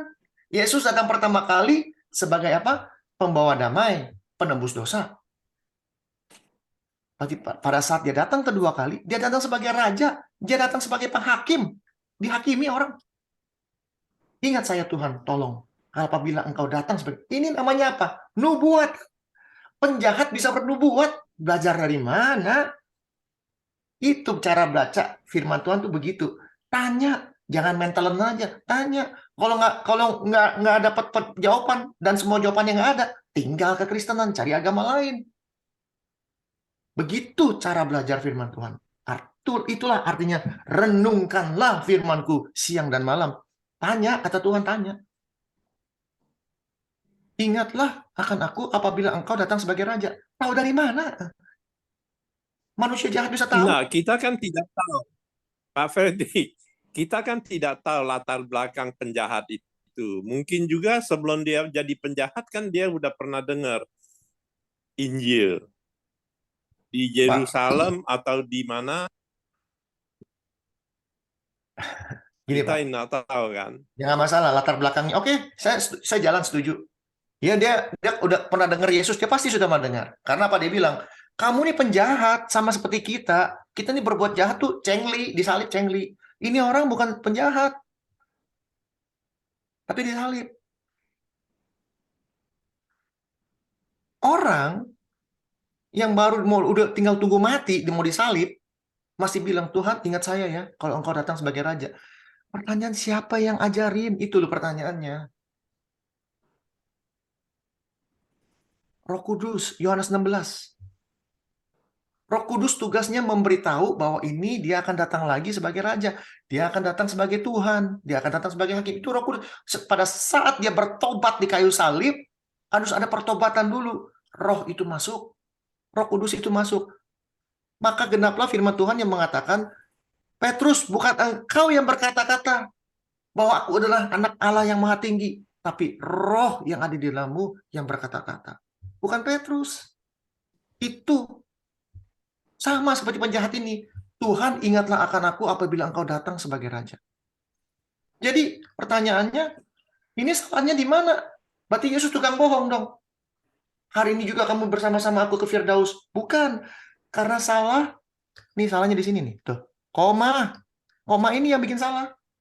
Karena penulisan dalam bahasa asli Yunani itu tidak ada titik koma, tanda seru, tanda tanya, nggak ada. Bahasa Inggrisnya punctuation nggak ada. Cuma tulis saja. Cuma tulisan begini. Lalu ia berkata, Yesus, ingatlah akan aku apabila engkau datang sebagai raja. Kata Yesus kepadanya, aku berkata kepadamu sesungguhnya hari. Nggak ada titik komanya, nggak ada. Yang taruh ini translator. Supaya kita bacanya gampang. Gara-gara salah koma, jadi berantakan. Harusnya, aku berkata kepadamu hari ini, koma, engkau akan berada bersama-samaku dalam Firdaus. Artinya, saya ngomong hari ini sama kamu, kamu akan, will, bahasa Inggrisnya present future tense, nanti pada saat datang kedua kali, kamu pasti bersama saya di Firdaus. Itu arti sebenarnya. Sehingga cocok. Dia belum pergi 3 hari, dia belum pergi 40 hari, dia belum pergi kepada Bapak. Bukan cocok-cocokin, tapi genap. Firman Tuhan genap semua. Ingat itu. Kalau kita belajar penulisan asli, kita tahu kenapa salahnya di mana. Sekarang Firdaus. Ada yang bilang Firdaus itu sama surga beda. Nah, itu Pak Frendik, itu kan kalau kita baca iman rasuli kan, itu iman rasuli kan ada Tuhan Yesus turun ke dalam neraka kan. Ada di mana ayatnya? Ingat, 1 Petrus.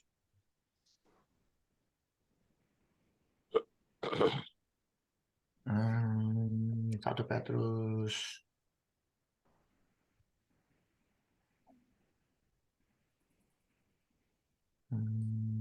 Nah, itu pertanyaannya, Tuhan Yesus turun ke dalam neraka untuk apa? Pak, Untuk bawa Pak, roh-roh ini yang dia, Pak. mati ke surga. Ini dia, Pak. Ini dia. Ini pelajaran yang sudah diajarin mungkin berpuluh-puluh tahun ya. Sehingga orang-orang kayak kita ini, saya bukan Pak Samuel doang yang pernah dengar, saya juga sering dengar, Pak. Dulu saya percaya. Sekarang tuh udah salah arti, Pak. Artinya udah salah total. 1 Petrus berapa ya? Coba ada yang bisa bantu? 1, 3. 3:15 atau berapa? Ya, kira-kira situ. Oleh karena roh itu juga yang ya betul 19, 3:19.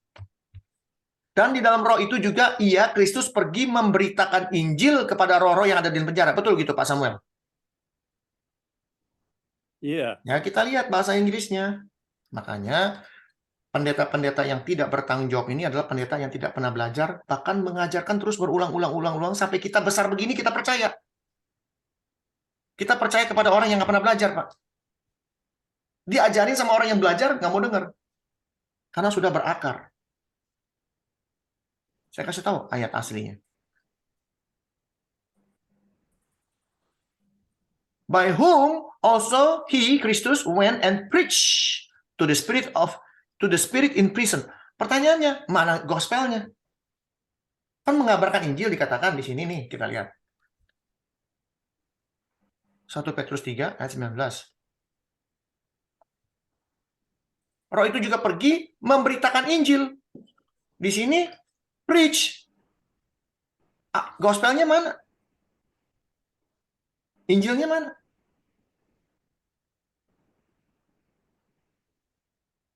Lalu preach itu kan mengabarkan, Pak, mengabarkan Injil, preaching, khotbah. Siapa bilang arti preaching itu khotbah? Artinya proklamasi. Yesus pergi kepada siapa? Roh-roh di dalam penjara ini siapa? Iblis. Iblis. Dia memproklamasikan kebangkitan dia kepada roh nih manusia, setan-setan. Look, my victory. Proklamasi. Kebangkitan dia diproklamasikan kepada roh-roh. Maut sudah saya kalahkan. Jadi jangan macam-macam. Dia bukan memberitakan Injil. Pak, bisa bayangin, Pak. Kalau percaya nggak Pak Samuel Yesus adalah Tuhan? Percaya ya? Bisa bayangin nggak? Tuhan turun ke neraka. Neraka jadi surga, Pak. Setuju? Tuhan turun ke neraka, neraka jadi surga. Itu pasti. Nggak perlu dipikir panjang-panjang. Udah nggak masuk akal. Nggak make sense. Jadi banyak pendeta ngajarin ini tuh nggak bertanggung jawab. Makanya pengikut-pengikut Kristus kenapa yang banyak yang berantakan? Karena nggak bertanggung jawab yang ngajarin. Nah, dia anggap kan itu ada koneksi sama ini Betul, masuk Mazmur kan, koneksinya Daud Yesus turun ke dunia orang mati 23. bisa. Tapi dikatakan dia belum pergi kemana-mana kok. Kan Yesus pergi ke Firdaus, bukan ke neraka. Waktu Yesus ke neraka dulu. No, no, no, no. Memberitakan Injil. Lalu ada yang nekat. Ada yang nekat loh. Nekatnya apa? Tanya lagi. Oke, saya percaya Bapak. Oke, Bapak, saya setuju dengan Bapak. Bagaimana dengan ayat selanjutnya? Saya dikasih ayat ini nih, Pak. Ingat ya, Pak. Baca catatannya. 1 Petrus 4. Ayat selanjutnya dikasih lihat nih. Itulah sebabnya maka Injil telah diberitakan juga kepada orang-orang mati. Nah, loh. Gimana nih? Saya ditantang nih. Coba Bapak baca bahasa Inggrisnya. Ada nggak? Oke, kita baca bahasa Inggrisnya. Ada nggak Injil? To judge the living and the dead. For this reason, the gospel, wow, ada. Injil ada. Was preached also to those who are dead. Wow. Skakmat saya nih di sini. Berarti benar dong bahwa Injil itu diberitakan kepada orang mati. Saya cuma mau bilang, Pak, Bapak mesti ingat, saya sekolahnya pakai bahasa Inggris. Bacanya yang benar, saya kasih lihat. The gospel was. Was itu present tense, past tense, atau future tense? Past tense. Past tense. Past tense. Past tense. Also to those who are. Are itu present tense, future, past? Present tense. Present tense. Artinya, Injil itu sudah diberitakan kepada yang sudah mati sekarang. Artinya, dulu waktu dia hidup, dikasih tahu Injil. Sekarang udah mati. Dia udah dengar waktu dia hidup. Was preached tuh waktu dia hidup. Are dead sekarang. Udah mati sekarang orangnya. Contoh, bapak saya mati 3 tahun yang lalu.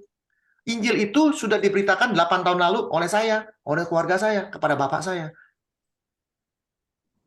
Karena dengar bapak saya dibaptis. Sekarang udah mati bapak saya. Injil itu sudah diberitakan kepada bapak saya yang sekarang mati. Apakah dia orang mati nginjil? Bukan. Makanya orang-orang nggak bertanggung jawab yang berani ngomong begitu bahwa Injil. Makanya kalau udah dengar gini kita baca baik-baik.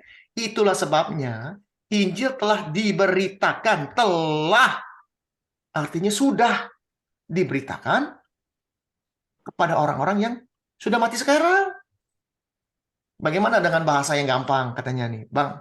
Versi mudah dibaca. Gimana artinya versi mudah dibaca? Ayat berapa tuh? Ini malah tambah kacau. Sebabnya kabar baik sudah disampaikan oleh Kristus kepada jiwa-jiwa di dunia orang mati. Ini tambah kacau lagi. Aduh, benar-benar. Firman Allah yang hidup, coba. Ayat yang lain, ada nggak arti yang lain? Nah, itulah sebabnya berita kesukaan ini dikabarkan kepada mereka di antara kita yang sekarang mati. Nah, ini benar. Nah, itu betul. Ini yang sekarang mati. Ini sesuai dengan bahasa Inggrisnya. The gospel was preached also to those who are dead. Berita atau Injil ini dikabarkan pada mereka di antara kita yang sekarang udah mati. Jadi mesti ngerti ini, jangan sembarangan. Ya. Jangan sembarangan. Oke, now. Udah ngerti ya? Sekarang terakhir. Firdaus sama surga dibedain. Aduh, capek deh. Tadi Bapak bilang Pak Stano ada cerita tentang langit ketiga. Setuju Pak ya? Langit ketiga. Iya Pak. Tadi saya menyampaikan begitu. Ya. Pertanyaannya langit pertama ada di mana? Cakrawala Pak. Hah? Langit ketiga. Cakrawala ada di mana ayatnya? Ada di mana ayatnya? Cakrawala? Kejadian 1 ayat 8, betul. Kejadian Nih. 1 ayat 1:8. Ayat 8. Lalu Allah menamai cakrawala itu langit pertama. Langit kedua ada di mana? Langit kedua tuh itu apa? Bintang-bintang. Lalu Tuhan membawa Abraham keluar setelah berfirman, coba lihat ke langit, hitunglah bintang-bintang. Jadi tempat di mana bintang itu berada. Setuju? Setuju. Oke. Kedua. Yang ketiga di mana? Surga. Surga. Zaman Kristus. Tempat kediaman Kristus, surga. Tapi pertanyaannya apa? Gimana? Pertanyaannya dibilangnya apa? 2 Korintus ya. 15. Sebentar. Ia tiba-tiba diangkat ke Firdaus. Langit ketiga itu Firdaus. Ya. Tempat tahta Tuhan, surganya Tuhan. Lalu ciri-ciri surganya Tuhan itu apa? Mau tahu? Nih ciri-cirinya. Wahyu 2. Kehidupan. Yes, Wahyu 2. Ada di mana? 7 kalau nggak salah. Siapa bertelinga, hendaklah ia mendengarkan apa yang dikatakan Roh kepada jemaat. Barang siapa menang, dia akan kuberi makan dari pohon kehidupan yang ada di taman Firdaus Allah. Ada pohon kehidupan. Ini ciri-ciri yang harus kita tahu. Di taman Firdaus Tuhan ada pohon kehidupan. Pohon kehidupan itu dari mula sudah ada. Ada di mana? Taman Eden. Taman Eden, Kejadian. Pohon baik. Pohon kehidupan tuh Allah membuat taman di Eden, bukan taman Eden, taman di Eden. Lalu Tuhan menumbuhkan berbagai pohon dan pohon kehidupan di tengah-tengah taman itu, katanya sesuai dengan langit dan bumi yang baru. Sesuai. Kita lihat di sini.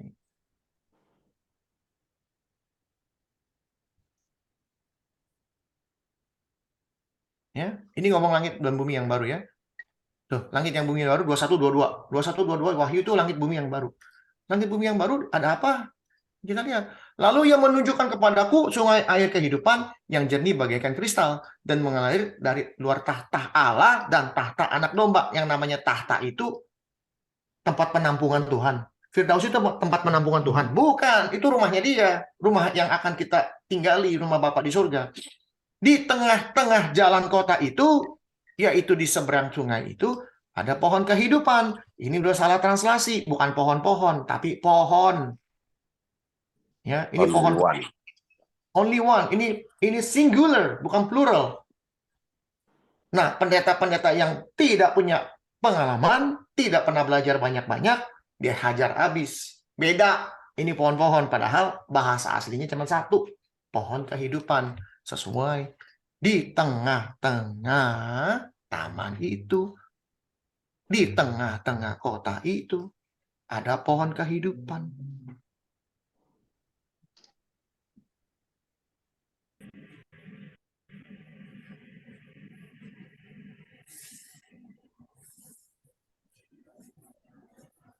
Jadi langit ketiga itu ya, ada tempat di mana Firdaus berada, dan di dalam Firdaus itu ada pohon kehidupan, dan di dalam pohon kehidupan itu ada tahta Allah. Sudah stop, jangan ngomongin soal Hades dan surga dibeda-bedain. Itu namanya mitologi Greek. Jadi pertanyaan gimana Pak, kalau orang mati kemana? Ya udah, tuh ke kubur. Ada di mayatnya. Saya kasih lihat ayatnya. Ada di mana? Orang mati kemana? Ya ke kuburan udah. Catat yang banyak. Catat ini, catatannya banyak. Yang ngomong siapa? Yesus yang ngomong. Janganlah kamu heran akan hal itu, sebab saatnya akan tiba bahwa semua orang yang di dalam kuburan, bukan di dalam Hades, di dalam Firdaus, di dalam nggak ada kuburan. Ini Pak Freddy, kalau kita tekankan kuburan, kan banyak orang Kristen kan sekarang kan sudah zamannya kan mayat kan dibakar, mana dikubur lagi. Ya udah, saya kasih lihat lagi ada di mana selain di kuburan. Kan gampang pertanyaannya. Selain di kuburan ada di mana lagi? Nih. Laut. Tuh. Maka laut menyerahkan orang-orang mati yang ada di dalamnya. Orang mati di laut itu macam-macam. Ada yang jatuh dari kapal, ada yang perahunya tenggelam, ada yang debunya dibuang ke laut. Semua Bapak punya pertanyaan pasti dijawab. Bukan saya yang jawab. Tuhan yang jawab. Mau nanya apa lagi, Pak?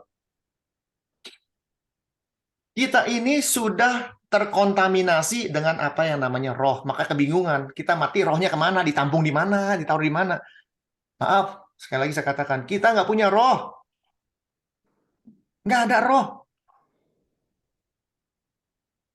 Jadi gimana caranya Yesus membangkitkan manusia nanti di hari ketiga, di hari kedatangan yang kedua kali? Itu pertanyaan. Kita orang Kristen selalu percaya Yesus akan datang kedua kali dan kita pasti dibangkitkan. Pertanyaannya caranya gimana? Cara Tuhan membangkitkan kita gimana caranya? Saya kasih lihat caranya. Jadi orang Kristen bisa tahu jawabannya. Tidak ada itu. Kenapa? Bentuk tubuh dimanapun kita nggak tahu nanti. Oh, tenang aja Pak. Pokoknya kalau ditanya orang, gimana caranya Tuhan yang you persembah itu datang kedua kali? Membangkitkan saya nih yang udah jadi tulang. Tulangnya tulang kering kerontang. Apalagi nenek-nenek moyang saya yang udah ribuan tahun mayatnya di mana saya nggak tahu. Tapi jadi tulang pasti. Gimana caranya Yesus datang membangkitkan mereka? Kita mesti bisa jawab, Pak. Jawabnya di mana? Yeskiel 37 ayat 4. Tuh, dikasih tahu. Ini harus jadi catatan. Yeskiel 37, nggak perlu dipikirin ayat berapa. Yeskiel 37, baca aja. Lihat, Yeskiel di bawah Tuhan. Lalu kekuasaan Tuhan meliputi aku dan ia membawa aku keluar dengan perantaran rohnya dan mendapatkan aku di tengah-tengah lembah. Ini dengan perantaran rohnya artinya rohnya yang keluar. Bukan. Si Yeskiel tubuhnya itu diselimuti Tuhan untuk dibawa ke sesuatu tempat. Karena tubuhnya si Yeskiel ini tubuh yang terbatas. Roh Tuhan, roh yang tidak terbatas. Bukan rohnya keluar. Sama persis seperti Paulus. Paulus itu bilang, dia pergi sana. Dia nggak tahu siapa orang itu. Bukan roh itu. Dia sendiri dibungkus Tuhan. Dia pergi. Bukan rohnya pergi. Ingat itu. Bacanya harus baik-baik. Dan menempatkan aku di tengah-tengah lembah. Lembah ini penuh dengan tulang-tulang. Orang mati semua. Ia membawa aku melihat tulang-tulang itu berkeliling-keliling dan sungguh banyak bertaburan. Lihat, tulang-tulang itu amat kering, alias udah lama kering kerontang.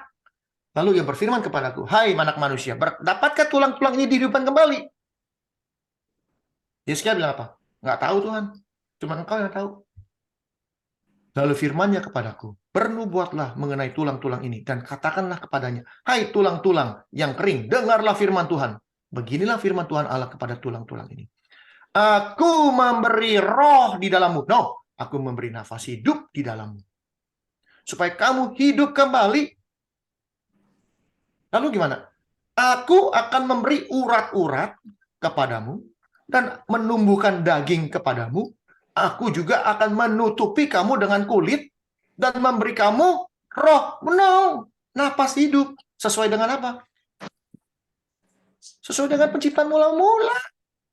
Kenapa pusing? Ketika itulah Tuhan membentuk manusia itu dari debu. Bahkan dari debu pun Tuhan bisa membentuk tulang, membentuk daging, membentuk urat, membentuk kulit.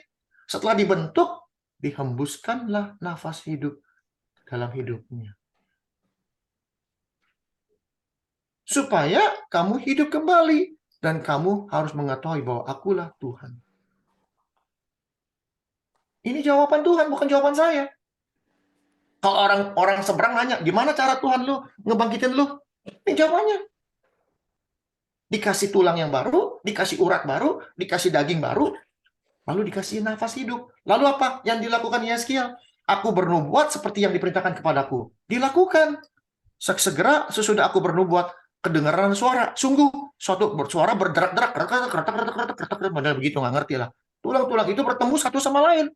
Tulang-tulang itu bertemu satu sama lain, artinya tulang-tulang itu bertemu yang milik orang itu. Saya punya tulang milik Henry, tulangnya Pastano milik Pastano.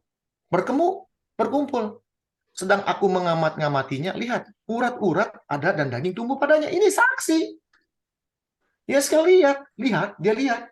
Urat-urat dan daging tumbuh. Kemudian kulit menutup, ada kulit tuh. Pak, bisa bayangin nggak? Kayak film. Yeskiel melihat sesuatu kayak film, tulang, terus ada urat nongol, ada daging nongol. Lihat prosesnya. Prosesnya, ini biologi, proses biologi. Tulang, urat dulu, baru daging. Nggak ada daging dulu, baru urat. Urat dulu, daging, baru kulit. Bukan kulit dulu, daging, baru urat. Ini biologi. Tapi mereka belum nafas. Artinya, masih boneka. Persis dengan kejadian 2, Tuhan membentuk manusia dari debu. Wih, udah jadi nih, boneka saya udah jadi. Gimana supaya jadi hidup? Pinocchio. Pinocchio dikasih apa tuh? Nggak ngerti, saya juga lupa ceritanya. Sama kayak Pinocchio. Ini Tuhan lagi bikin Pinocchio, namanya manusia. Supaya jadi hidup, diapain? Dihembuskanlah. Maka firman-Nya kepadaku, bernubuatlah kepada nafas hidup itu. Bernubuatlah, hai anak manusia, katakanlah kepada nafas hidup itu. Beginilah firman Tuhan, hai nafas hidup, datanglah dari 4 penjuru angin dan berhembuslah ke dalam orang-orang yang terbunuh ini. Berarti banyak sekali tulang-tulang depan di lembah itu. Supaya mereka hidup kembali. Lalu aku bernubuat seperti yang diperintahkan. Dan nafas hidup itu masuk di dalam mereka. Sehingga mereka hidup kembali. Mereka menjejakkan kakinya suatu tentara yang sangat besar. Ini jawaban. Bagaimana Yesus datang kedua kali? Membangkitkan debu. Gampang. Dia cuma berfirman. Ngumpul jadi satu. Jadi Pinocchio. Nafas hidup itu masuk lagi ke dalam. Dan mesti ingat. Nafas hidup itu datangnya dari Tuhan. Tuhan itu kekal. Yang notabene-nya penciptaan mula-mula yang namanya Adam. Diberi nafasnya Tuhan. Kekal. Tapi gara-gara dosa, Roma 6:23, upah dosa adalah maut. Mau hidupnya suci kek, mau hidupnya kudus kek, mau Kristen kek, mau agama yang lain kek, mau ateis kek. Nabi pun yang bisa membangkitkan orang mati. Mati. Karena apa? Karena upah dari dosa. Gara-gara si Adam dan Hawa. Pada saat kita mati, Ayub mencatat. Nafas itu kembali lagi kepada dia. Karena nafas itu kekal. Dan pada saat kita dibangkitkan oleh Tuhan Yesus di kedua kali nanti di akhir zaman, nafas itu diberikan kembali dengan tubuh yang baru. Ini ngomong besok nih, tubuh dan ciptaan baru. Tubuh yang baru. Kekal. Jadi Sehingga, nafas hidup itu bukan roh ya? ya bukan Pak, nggak ada kalimat roh. Kembali lagi, Septuaginta. Yang tadi saya bilang, Seol mau diganti menjadi Hades. Hades itu buatan orang Yunani. Sama, ruah, roh, bahasa Yunani nggak ada. Yang ada adalah soul atau spirit. Maka ditaruh spirit, roh. Septuaginta itu titik di mana penterjemahan itu jembatan. Dari situ ke belakang 2000 tahun kacau. Kacau. Kacau balau. Baik. Makasih banyak. Jadi kalau kita mau tahu lagi, yang terakhir saya kasih tahu 2 Korintus ya. 1 Korintus. Terakhir Bu ya, maaf ya. Ini biar jelas semuanya. Kita lihat. Judulnya kebangkitan kita, kebangkitan tubuh. Ini harus dibaca. 1 Korintus 15 ayat 12 sampai akhir itu harus dibaca. Ya. Dikatakan di sini, ini kebangkitan tubuh. Tuh. Ya. Dikatakan,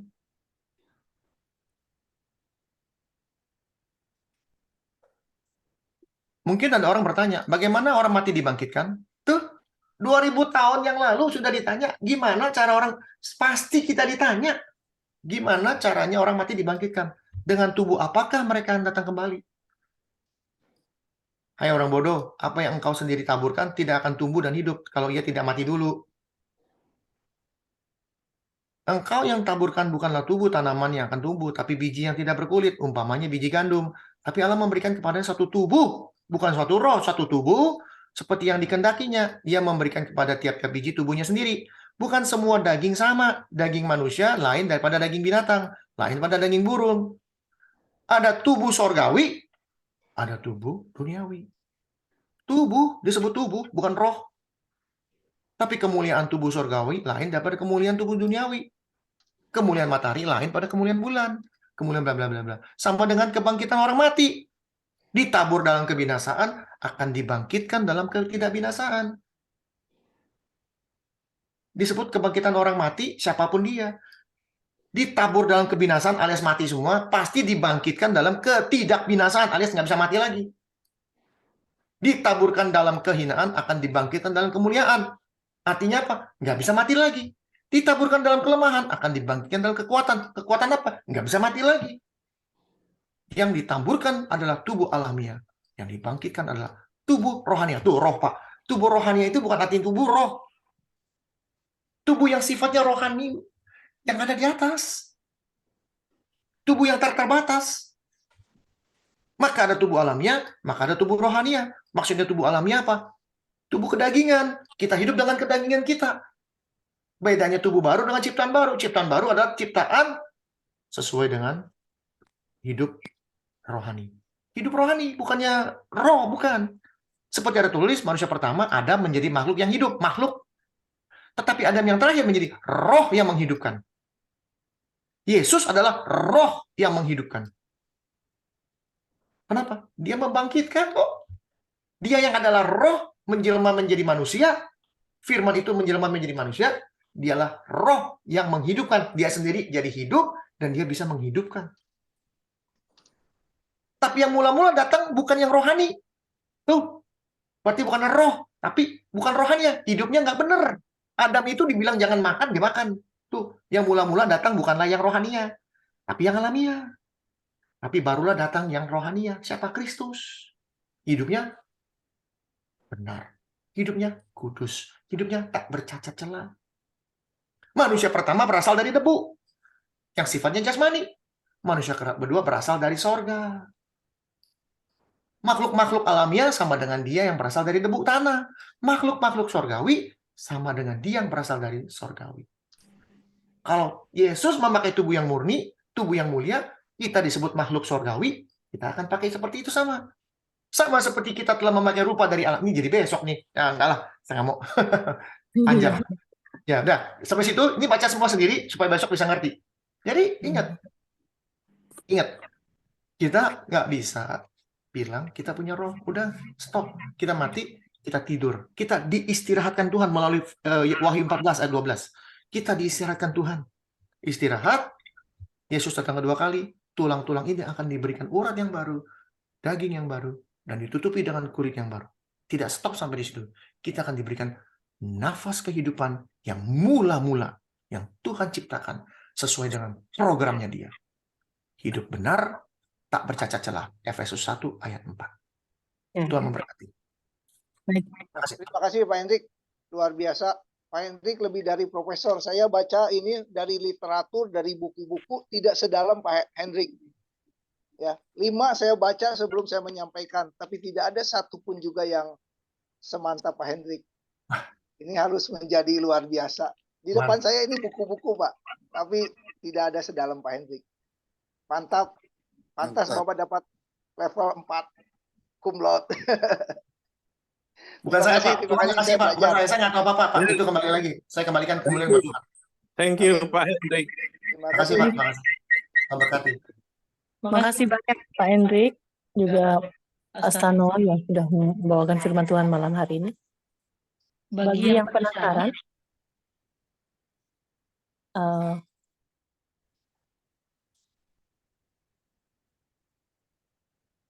besok akan dilanjutkan oleh Pak Hendrik untuk membahas lebih dalam lagi tentang tubuh yang baru dan ciptaan. Bedanya tubuh baru dengan ciptaan baru. Iya, betul. Ya, jadi Pak Hendrik akan bawa besok tubuh baru dan ciptaan baru. Saya berharap Bapak Ibu yang mau belajar dalam lagi besok untuk hadir untuk kita dari Pak Hendrik yang akan membawakan firman. Baik, untuk itu saya mohon kesediaan Pak Stano untuk sekali lagi menutup di dalam doa untuk sesi 1 ini. Setelah itu saya akan serahkan kepada hambanya Bapak Freddy Ongko Saputra untuk masuk ke sesi 2 bagi Bapak Ibu yang bertahan untuk diskusi selanjutnya. Saya silakan Pak Stano. Baik, terima kasih Ibu Ayu. Mari kita akan berdoa, satukan hati kita. Kami mengucap syukur dan terima kasih atas segala kasih dan kebaikan Tuhan. Pengajaran yang luar biasa yang telah kami terima, kami tahu itu karena hikmat yang daripada Allah Roh Kudus. Kepada hamba-Mu Pak Hendrik, biarlah Tuhan kami boleh belajar dari apa yang boleh kami dengar, dan kami percaya bahwa apa yang kami lakukan pada hari ini, kami boleh sharing, itu tidak akan pernah sia-sia. Dan firman itu tidak akan pernah kembali dengan sia-sia. Dan terima kasih Tuhan atas persekutuan pada malam ini. Dan kiranya setiap pribadi kita boleh diberikan kekuatan, kesehatan pada saat istirahat. Dan kami percaya berkat Tuhan, kasih karunia Tuhan, menyertai dan memberkati kami, baik dalam kehidupan keluarga kami, apapun yang dilakukan berhasil, dan biar nama Tuhan boleh dipermuliakan. Di dalam nama Tuhan Yesus kami berdoa, haleluya, amin.